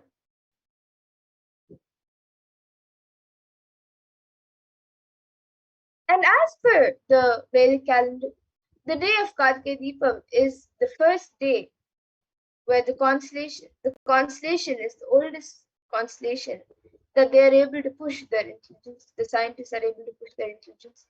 And beyond this, they are not able to push. Their calculation method is failing.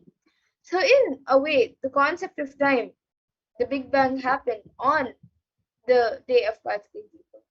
And the concept of time did not exist before the day Paramashiva manifested as the Lingodbhava. That is why Kartika Deepam is the oldest festival. And the consciousness, when it stood as a light beam and created time, matter, and everything else, we call that as the Big Bang. That is why the Vedic rishis are also able to predict constellation or star setups only till the day of Kartika Deepam.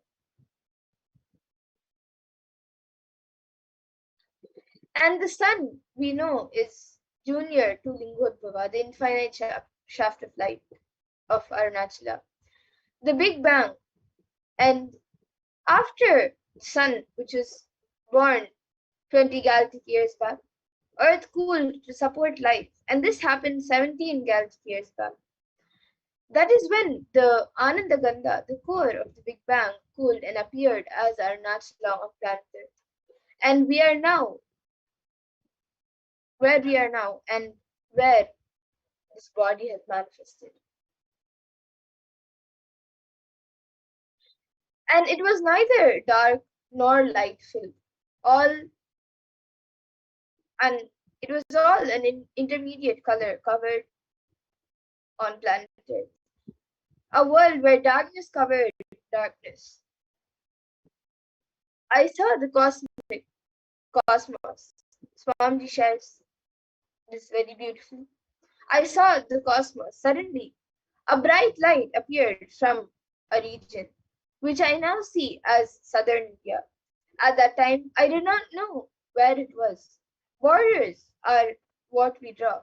Where is their border in the cosmos? I entered into that light in the form of a brilliant meteor. The very next sight that I received with my inner eye was Arunachala, and I knew that I had assumed the body once more. I had entered the womb of my mother. The reflection on planet Earth happened. It was a conscious birth. And as promised, when there was a big chaos and stagnance in the cosmos due to Brahma and Vishnu's delusion, Paramashiva descended to planet Earth, causing a big bang as Lingodbhava manifesting the universe.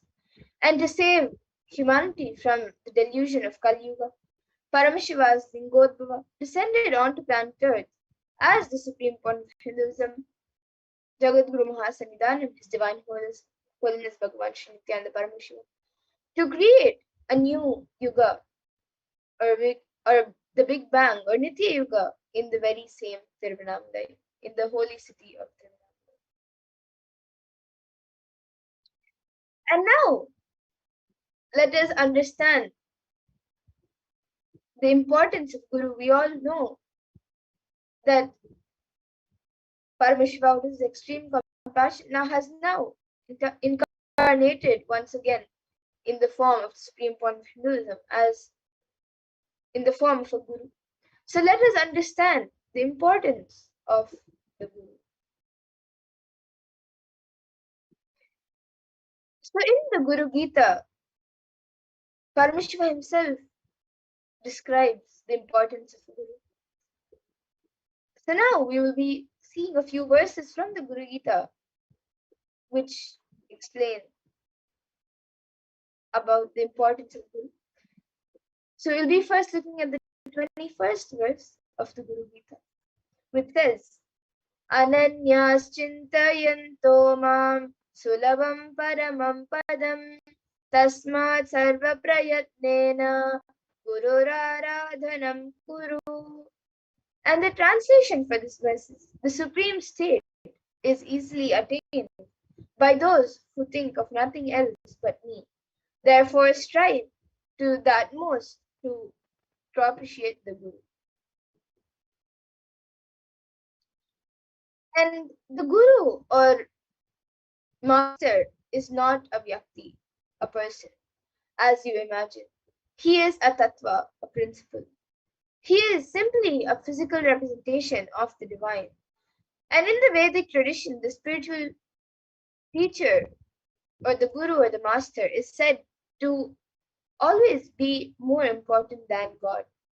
God is always and everywhere, but it is the Guru who opens the disciples' eyes to the existence of God. The master is the doorway to one's own experience of the divine.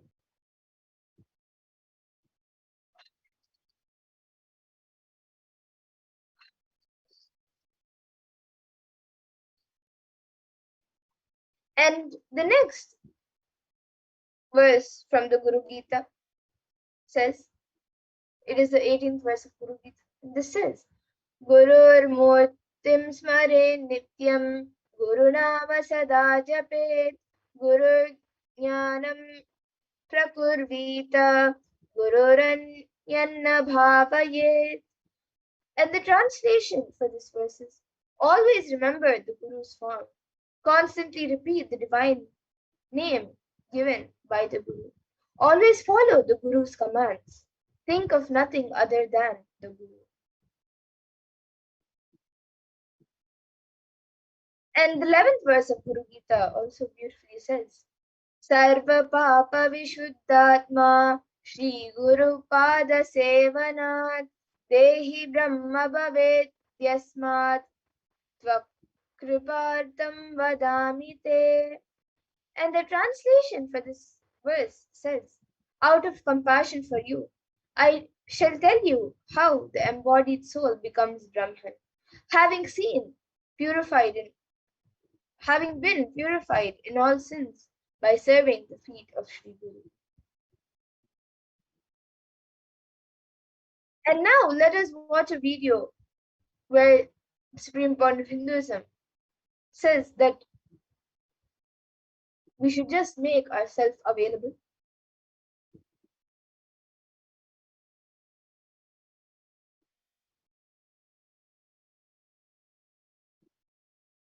I am sitting with each one of you personally, individually, and making myself available. This being is now available to all of you, to each one of you.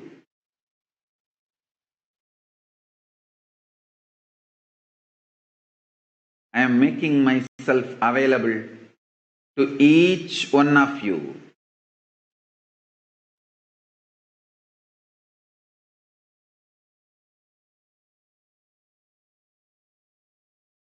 To each one of your being. Now the relationship is absolutely between you and me. It is absolutely you and me. Allow me to fill you. Allow my being inside you.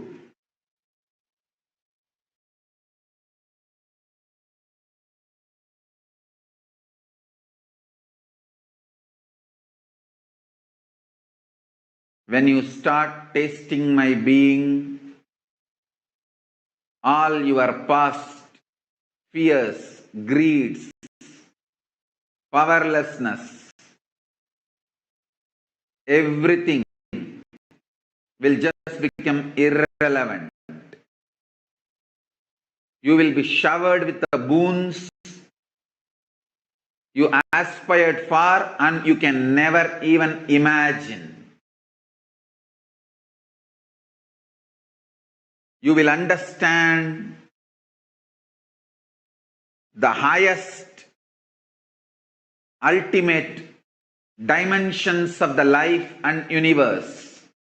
If you have been begging for a few tons of gold, you are going to be granted hills of diamonds.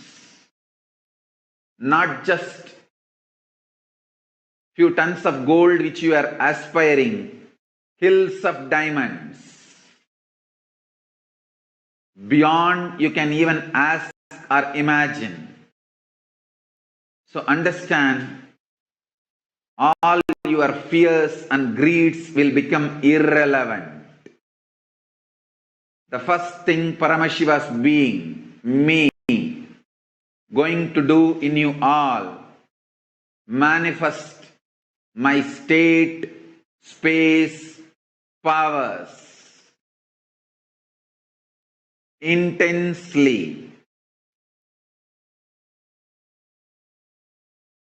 Make yourself available for every session. Nothing else is needed. Just make yourself available.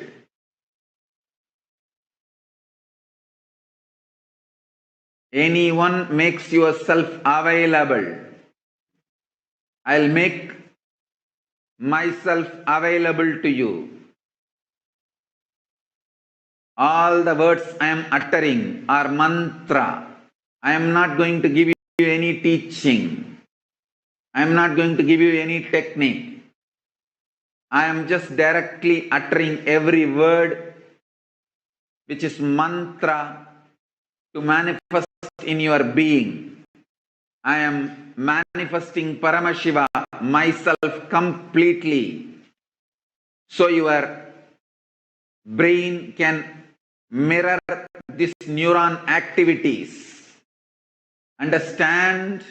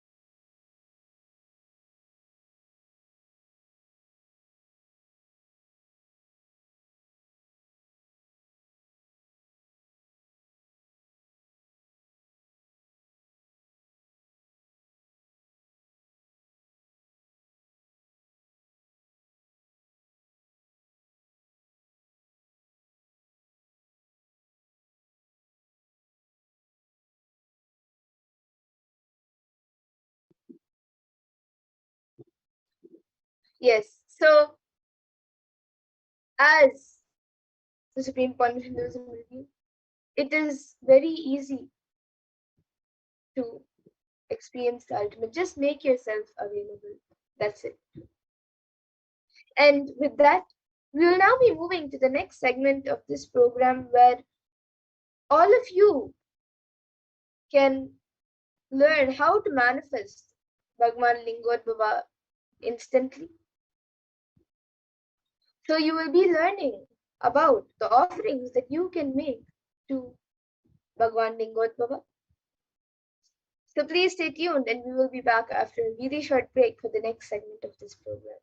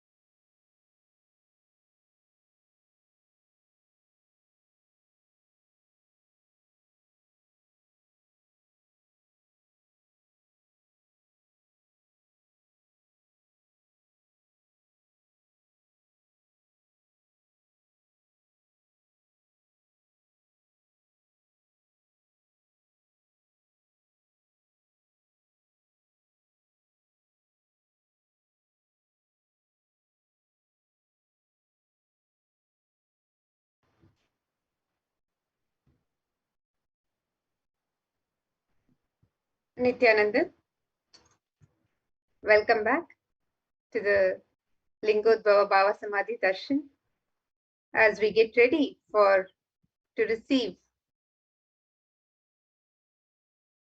the Supreme Pontiff of Hinduism, Jagadguru Mahasannidhana, His Divine Holiness Bhagwan Sri Nithyananda Paramashivam, in manifesting as Lingodbhava in the Lingodbhava Samadhi Darshan. And we apologize for the technical glitch. And now we'll look into some of the offerings we can gift to Bhagwan Lingodbhava as a token of our love, gratitude, devotion, our sacred sentiments in getting ready to receive the darshan of Bhagwan Lingodbhava.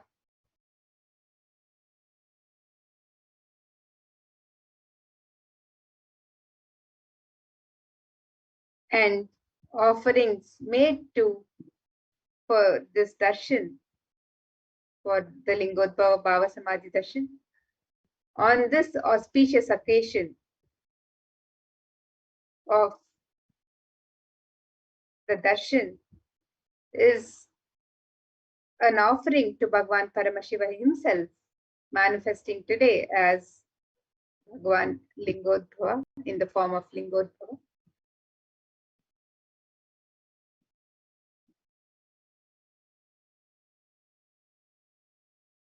And the visual representation of Paramashiva is described in the Kamika Agama, Purvapada, verse 330 to 334. And the verse reads, Panchashyam Dashador Dandam Spatikabham Trilochanam Shantram Chandrakala Chudam Sarpasannadha Satchatam Mantrasimha Sanasinam Shweta Padmo Parishtitam Kundalai Karnikairharai Katisutro Tarabandhanai Keyurai Katakai Chaiva Channa Viraischa Samyutam Shodashabdayutam Kantam Suprasannam Smitananam Shulam Parashukadgam Cha Vajram Vatim Cha Dakshine Abhayam Pashamanyam Cha Ghantam Nagang Kushau Tatha Vamahastagatam Dhyayet Anyatha Cha Nigadyate Prasadabhya Kadvanga Shaktishu Lastu Savyata Vame Damaru Sarpaksha Malen Divarapurakaihi.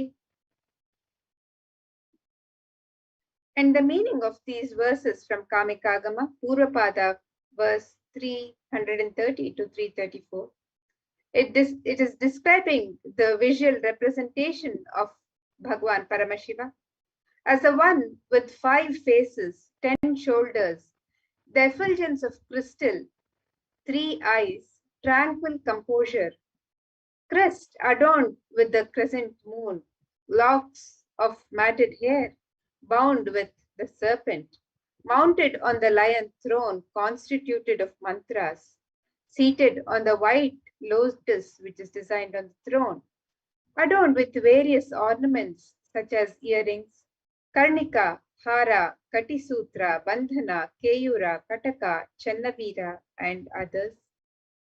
Eternal age of 16 years, supremely beautiful and auspiciously charming. Face beautified with a gentle smile, holding the trident, parashu, kadga, vajra, and fire in his right hands, holding the abhaya mudra, the pasha, the ghanta, naga, and ankusha in his left hands. Or the weapons held in the hands are also expressed in a different way as the Varada Mudra, the Abhaya Mudra, the Khadvanga, Shakti, and Shula in the right hands, Damaru, Sarpa, Akshamala, and the Indivara flower in the left hands. Lord Paramashiva should be meditated as associated with these lineaments. And today, we can offer any gift, a token of our pure love, devotion, the feeling of oneness to connect with Paramashiva, an expression of all of our sacred sentiments in preparing ourselves to receive the darshan of Bhagwan Paramashiva. So you can offer anything with love and devotion, and it is accepted by the divine as your token of expression of your sacred sentiments. So, and when an avatar lands and accepts as the form of Nija in the manifestation as a Nijavatara, it is Paramashiva himself radiating through the Nijavatara and accepting your offerings, accepting your sacred sentiments.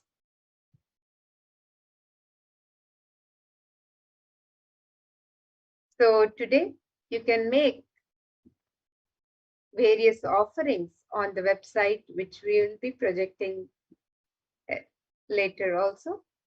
On the website www.kailasamailer.com/sevas, and you can make the various offerings of e-hundi, which is offering of any amount in multiple currencies, whatever you want to offer.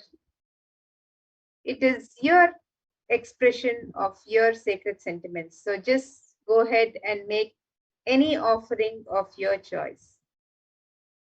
So we have the e-hundi offerings, and then we have the sankalpa offering, which is a conscious resolution, a prayer and a conscious resolution that we offer along with our name and with the names of our family members, seeking the grace and blessings of the divine. And this offering, when we make a conscious resolution, the divine answers our prayers, not just the said, but even the unsaid, not just the asked, but even the unasked. The divine answers all of our prayers, which we may not even verbalize. So you can make this sankalpa offering, the offering of conscious resolution. And the Shastra Pramana for this offering is from the Shiva Sankalpa Sutram, verse 2, which is from the Rig Veda. And it says, Yena karmanya pyasho manishino yakne krinvanti vidateshu dhiraha yada purvam yakshmantaha prajanam tanme mana Shiva Sankalpamastu. Shiva Sankalpamastu. And this, the meaning of this verse is the means by which a man who wants to do good, whose senses are still and who is wise and diligent, becomes proficient in yajnas and other karmas established by the Shastras, and also that which is the principle and most revered of the means of knowledge, my mind. May you have good intentions. So this is the sankalpa which we make, as the Rig Veda prescribes the power of the conscious resolution. And now you can offer your conscious resolution at the feet of the divine. And this is a most sacred and conscious act of aligning our straying mind into empowering our declarations with the auspicious will power and manifesting energy of the divine to manifest our intentions into reality for living an enlightened lifestyle.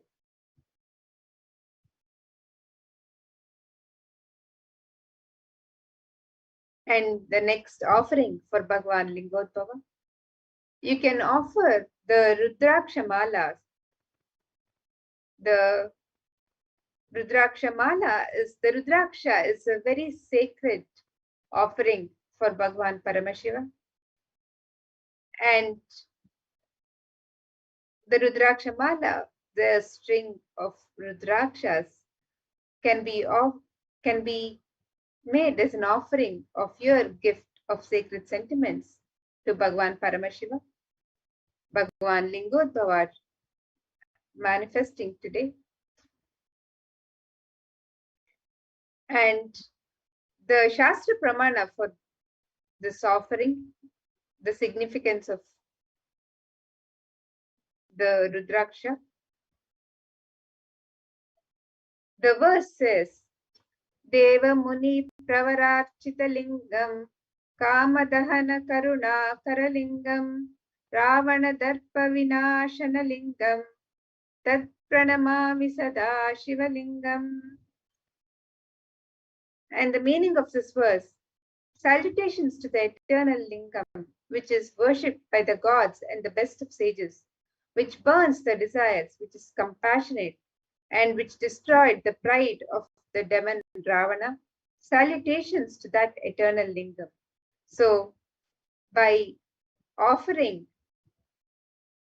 the Rudraksha, which is so sacred to Bhagwan Paramashiva, the manifesting as Lingodbhava, we are offering our gratitude to the Lingam, which was even worshipped by the gods and the best of sages, and which even destroyed the pride of the demon Ravana. And the Rudraksha is known as the teardrop of Paramashiva. It is a storehouse of enlightenment energy, which can radiate the enlightenment, which can radiate the energy forever. And by offering the Rudraksha Malas to Lingodbhava, you would be blessed to have the eternal guidance and remove delusion and travel on the auspicious life forever, as described in the Shastra Pramanas, as described in the scriptural references.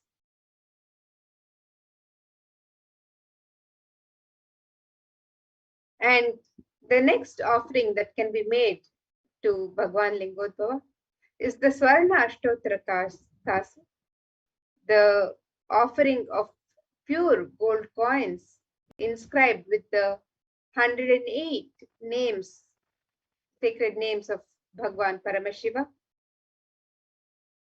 And you can make this offering of the gold coins inscribed with the names of Bhagwan Paramashiva in 3 different denominations of your choice. And also you can offer any number of coins. And one more verse from the Lingashtakam, which describes the sacred sentiments and describes the grandeur of the Linga, the splendor of the Linga. The verse says, Kanaka Mahamani Bhushita Lingam Panipati Veshtita Shobhita Lingam Daksha Suyagnya Vinashana Lingam Tat Pranamami Sada Shivalingam. And this verse says, salutations to that eternal Shivalingam, which is decorated with gold and other precious gems, which is adorned with the best of the serpents wrapped around it, and which destroyed the grand sacrifice, the yajna of Daksha, which was of pride, which was a show of pride and ego. I salute to that eternal Shivalingam. So this is another verse that describes the splendor of the Shivalinga. And you can make your offerings of the Swarna Ashtottara Kasu to Bhagwan Lingodbhava on this day.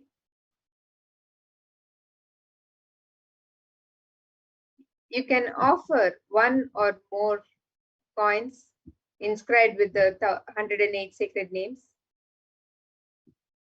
And you're blessed to receive the blessings and qualities radiating and expressed in the 108 sacred names of Paramashiva. You can offer any number of coins in the 3 different sizes and denominations.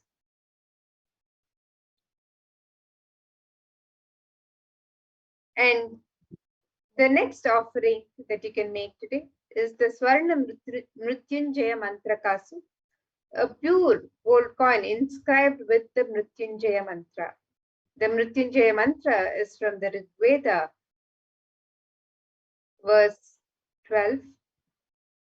And this says, the Mrityunjaya Mantra is Om Trayambakam Yajamahe Sugandhim Pushtivardhanam Urvarukamiva Bandhanat Mrityor Mokshiyamamritat. And the meaning of this verse: salutations to that fragrant Shiva of 3 eyes, the one who nourishes all living entities. May he help us sever our bondage with samsara by making us realize that we are never separated from our immortal nature. And today you can offer the gold coin to be protected from untimely deaths, accident, and untoward incidents. You can offer this with just the Sankalpa resolution. You can also offer the sacred gold coins as your expression of sacred sentiments for your blessings and grace to always have the protection of Paramashiva as described in the Mrityunjaya Mantra.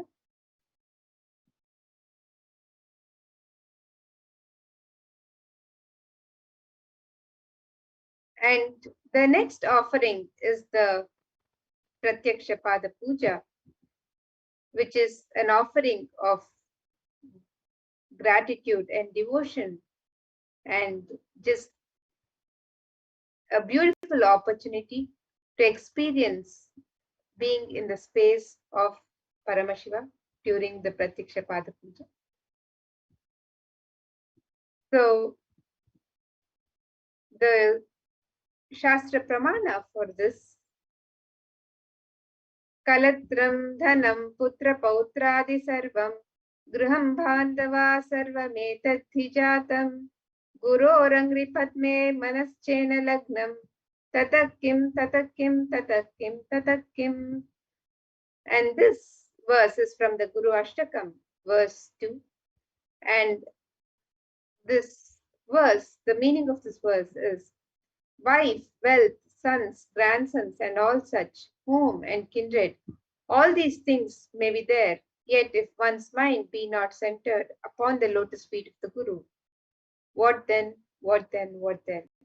Of what use or to what end is wealth and all of the material possessions if we are not able to center our mind on the ultimate, seeking of the ultimate and the liberation? So offering our prayers to grace us to always have the seeking, to be blessed with the seeking, you can offer the Pratyaksha Pada Puja and receive the auspicious blessings for strong and intense Guru-disciple relationship. And you can also offer the Jata Alankara Seva. The Jata Alankara Seva is an offering of pure love and devotion to Guru to adorn the sacred jatas of the Guru, who manifests to protect and guide the disciples on this journey and path to enlightenment. So it is a pure gift of your sacred sentiments for your Guru. So you can offer this Jatalankara Seva offering today as your expression of sacred sentiments.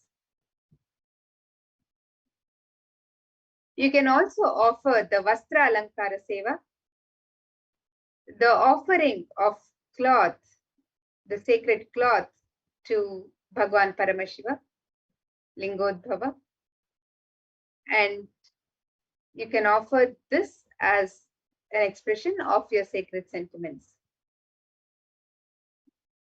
So the verse describing the linga, beautifying the beauty of the linga, the verse says, Bhushayet Chandra Kandena Hema Pushpai Anekaschaha Trisarenottariyena Katisutrena Sadakaha Haimena Kritivasena Haima Vastrena Chaivahi Anyair Makuta Pushpadhyai Golakair Hema Nirmitai. The meaning of this verse is the Guru should beautify the linga with three-stranded sacred thread, upper garment and waistband. He should adorn the linga with gold cloth and golden belt. And traditionally, this seva is offered for the physical and mental well-being and healing from any illnesses. So this is offered as a prayer for the healing and well-being to Bhagwan Paramashiva. So you can offer this as your prayer and as an expression of your sacred sentiments to Bhagwan Lingodbhava. You can make an offering of the sacred cloth. And in the Hindu tradition, in the Vedic tradition, the element of gold is used, is mentioned, finds mention in various scriptures, and is used for all the divine ornaments to adorn the divine, for it has a great spiritual significance. So now let us see the significance of the divine element of gold. This verse says from the Atharva Veda, Tredhajutam janmanedam hiranyam agnirekam priyatamam bhaguva somasaikyam insitasya parapatata apamekam vedasam preta ahutatte hiranyam trividasta vaivishe. The translation for this verse: triply born by birth is this gold. From the atoms of Agni is one. It becomes dearest to Agni. One fell away from the Soma when it was heard. One they call the seed of virtuous and powerful Apa, the watery molecules. Let that triple gold be for your long life. And the gold is a divine element. It purifies anything that it touches.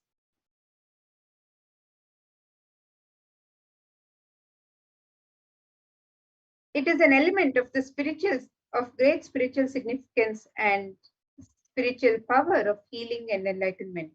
The vibration of gold has the power to infuse sattva energy and positive thought currents in anyone who wears and in anyone who sees or operates in its vicinity. Gold is a permanent and most auspicious gift for eternal transformation of not only the one who wears or the one who breathes the air around it, but most importantly for the one who makes the offering and makes this offering to be available to radiate this sacred divine energy for eternity. It is present in all the scriptures and agamas Vedas, Shrutis, Smritis, Itihasas, Puranas, in all the Hindu scriptures, it is abundantly displayed that gold is the most auspicious and purest metal which purifies our being. In the Hindu civilization, everything was built in gold and exchanged in gold. Ritual feasts were offered in gold bricks. When one was to be saved from life-threatening illnesses, gold was offered as ritual offering. Gold was in abundance and used for weighing equivalent amounts of commodities, including cows. Kingdoms were built with huge doors of gold. The streets would have huge columns and huge archways made of gold. Horses, cows were dressed in gold. The Hindu civilization thrived on the banks of rivers of gold. The Indus River was called Hiranmaya, the river of gold in the Rig Veda. The river Saraswati was called Hiranyavartini in the Atharva Veda. Gold is the supreme element for offering gifts to the ones you love and revere. Temples are constructed and paved in gold. Deities are made in gold and decked and adorned in gold because it preserves the enlightenment energy for thousands of years and it lasts forever. So you can also make various offerings made of gold today as your offering to Bhagwan Lingodbhava, an offering of your sacred sentiments, an expression of your sacred sentiments. And today you can offer the Bilva Patra, which are a sacred offering, a favorite offering of Lord Paramashiva. You can offer the Bilva Patra made of gold. In the Shiva Purana, the significance of the Bilva Patra is described as Tridalam, Trigunakaram, Trinetram cha Triyayudham, Trijanma, Papa Samharam, Eka Bilvam Shivarpanam, Danti Koti Sahasreshu, Ashwamedha Shatkratau, Koti Kanya, Mahadhanam, Eka Bilvam Shivarpanam. It is said that offering one bilva leaf to Bhagwan Paramashiva is equivalent to donating 1,000 elephants, horses, or even the most auspicious offering of Kanyadan.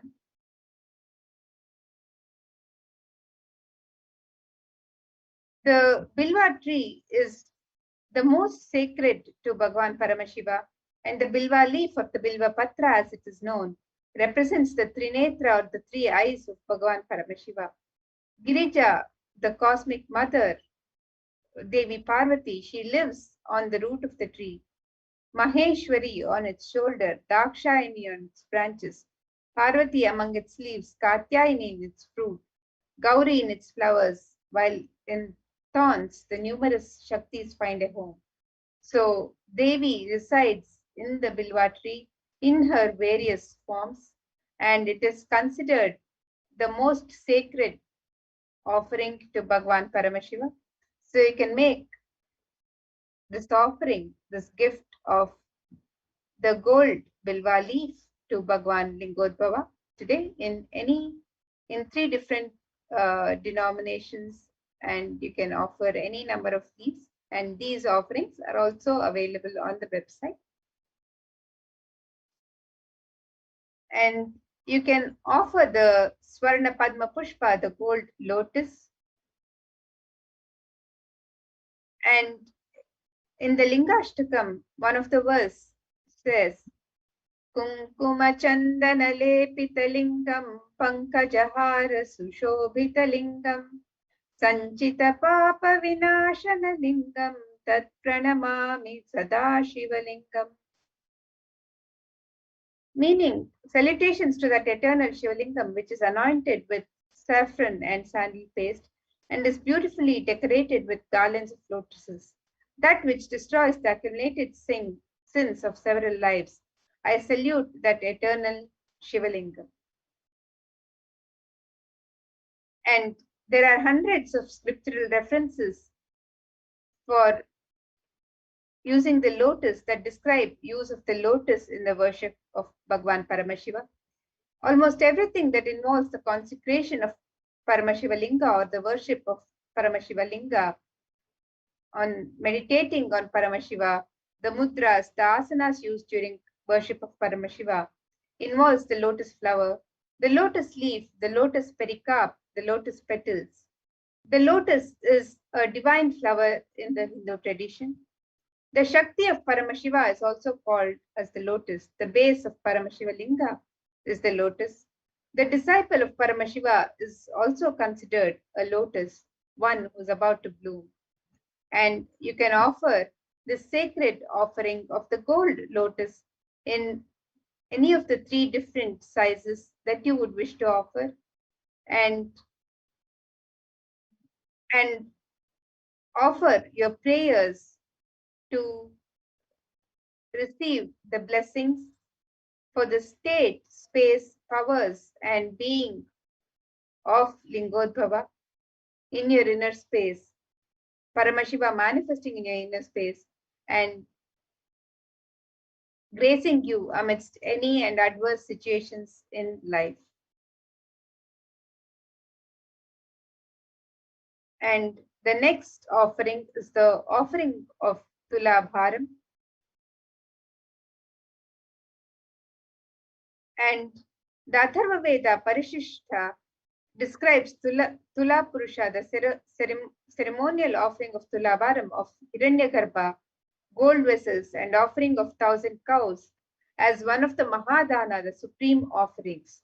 Matsya Purana also says that the Tula Purusha, the ceremonial offering of Tulabharam, as the Mahadana, the most supreme offering. In Hinduism, the traditional way of offering is known as Tulabharam, the sacred offering, the sacred act of offering an item in equivalent weight of the deity or guru. These offerings can be various. They can be flowers, bilva, tulsi, dates, bananas, books, silver, even and gold. And in the Hindu tradition, offering is made, the tradition of offering to the deity or the divine is made as a gift, an offering of our sacred sentiments of gratitude, love, and devotion. It is an expression of the most sacred sentiments that we would like to express as the divine, for the divine through these offerings. So you can make all of these offerings. You can also offer the Tulabharam. You can sign up for the Tulabharam offerings on the website and offer any item of your choice. You can also offer the Tulabharam in the sacred divine elements of gold and silver. You can offer other items of rice, honey, ghee, oil, jaggery also as Tulabharam. And you can offer the Swarna Spatika Mala, the offering of the Spatika, the crystal Mala. So these offerings can also be made on the website. Paramashiva is adorned with various Spatika Malas, crystals, which represent the pure inner space that is attained only by the grace and blessings of Paramashiva himself manifesting in the Linga. You can offer the Spatika Mala and receive blessings for the ultimate transformation, to be guided to make the right decisions by the state and space and being of Paramashiva and live a life of pure bliss. And you can also offer the Swarna Ganga, the Swarna Nagabharana, the gold snake, the Swarna Chandra, the gem-studded gold moon, the Swarna Haram, the garland of gold, the Swarna Kiritam, the gold crown, the Swarna Charana, the Swarna Kinkini, the Swarna Trishulam. So all of these offerings are available on the website, and you can make these various offerings. Any offering that you would like to make as an expression of your love, devotion, and gratitude. So again, let us take a look at the various offerings, your gift of sacred sentiments that you can offer to Bhagavan Lingodbhava as you prepare to receive the darshan today. So the e-hundi offerings can be made in any amount, in any currency. The sankalpa offering, the offering of the conscious resolution, your prayer to Bhagavan Paramashiva with your name and the names of your family members. You can sign up for the sankalpa offering on the website. The Rudraksha Mala offering, the Rudraksha, which is a very sacred offering to Paramashiva. It is considered Paramashiva's tears, the seed of Paramashiva's tears. So you can offer the Rudraksha Mala. And you can also offer the Swarna Ashtottara Kasu, the pure gold coins which are inscribed with one of the 108 names of Paramashiva. And you can make this offering in 3 different denominations and any number of coins of your choice. You can also offer the Swarna Mrityunjaya Mantra Kasu, which is the offering of the pure gold coin inscribed with the Mrityunjaya Mantra. The Swarna Bilva, the pure gold Bilva leaf, which is the Bilva is the sacred leaf for Paramashiva. The Swarna Padma Pushpa, the pure gold lotus flower. And you can also offer various sevas, the Pratyaksha Pada Puja, the Jata Alankara Seva, the offering of jewelry to adorn the Jata of Paramashiva, and the Vastra Alankara Seva, which is the offering of the sacred cloth. And you can also make the offering of the e-hundi, which is offerings of any amount in any currency. And after offering, you can also make your sankalpa on the website, on the link.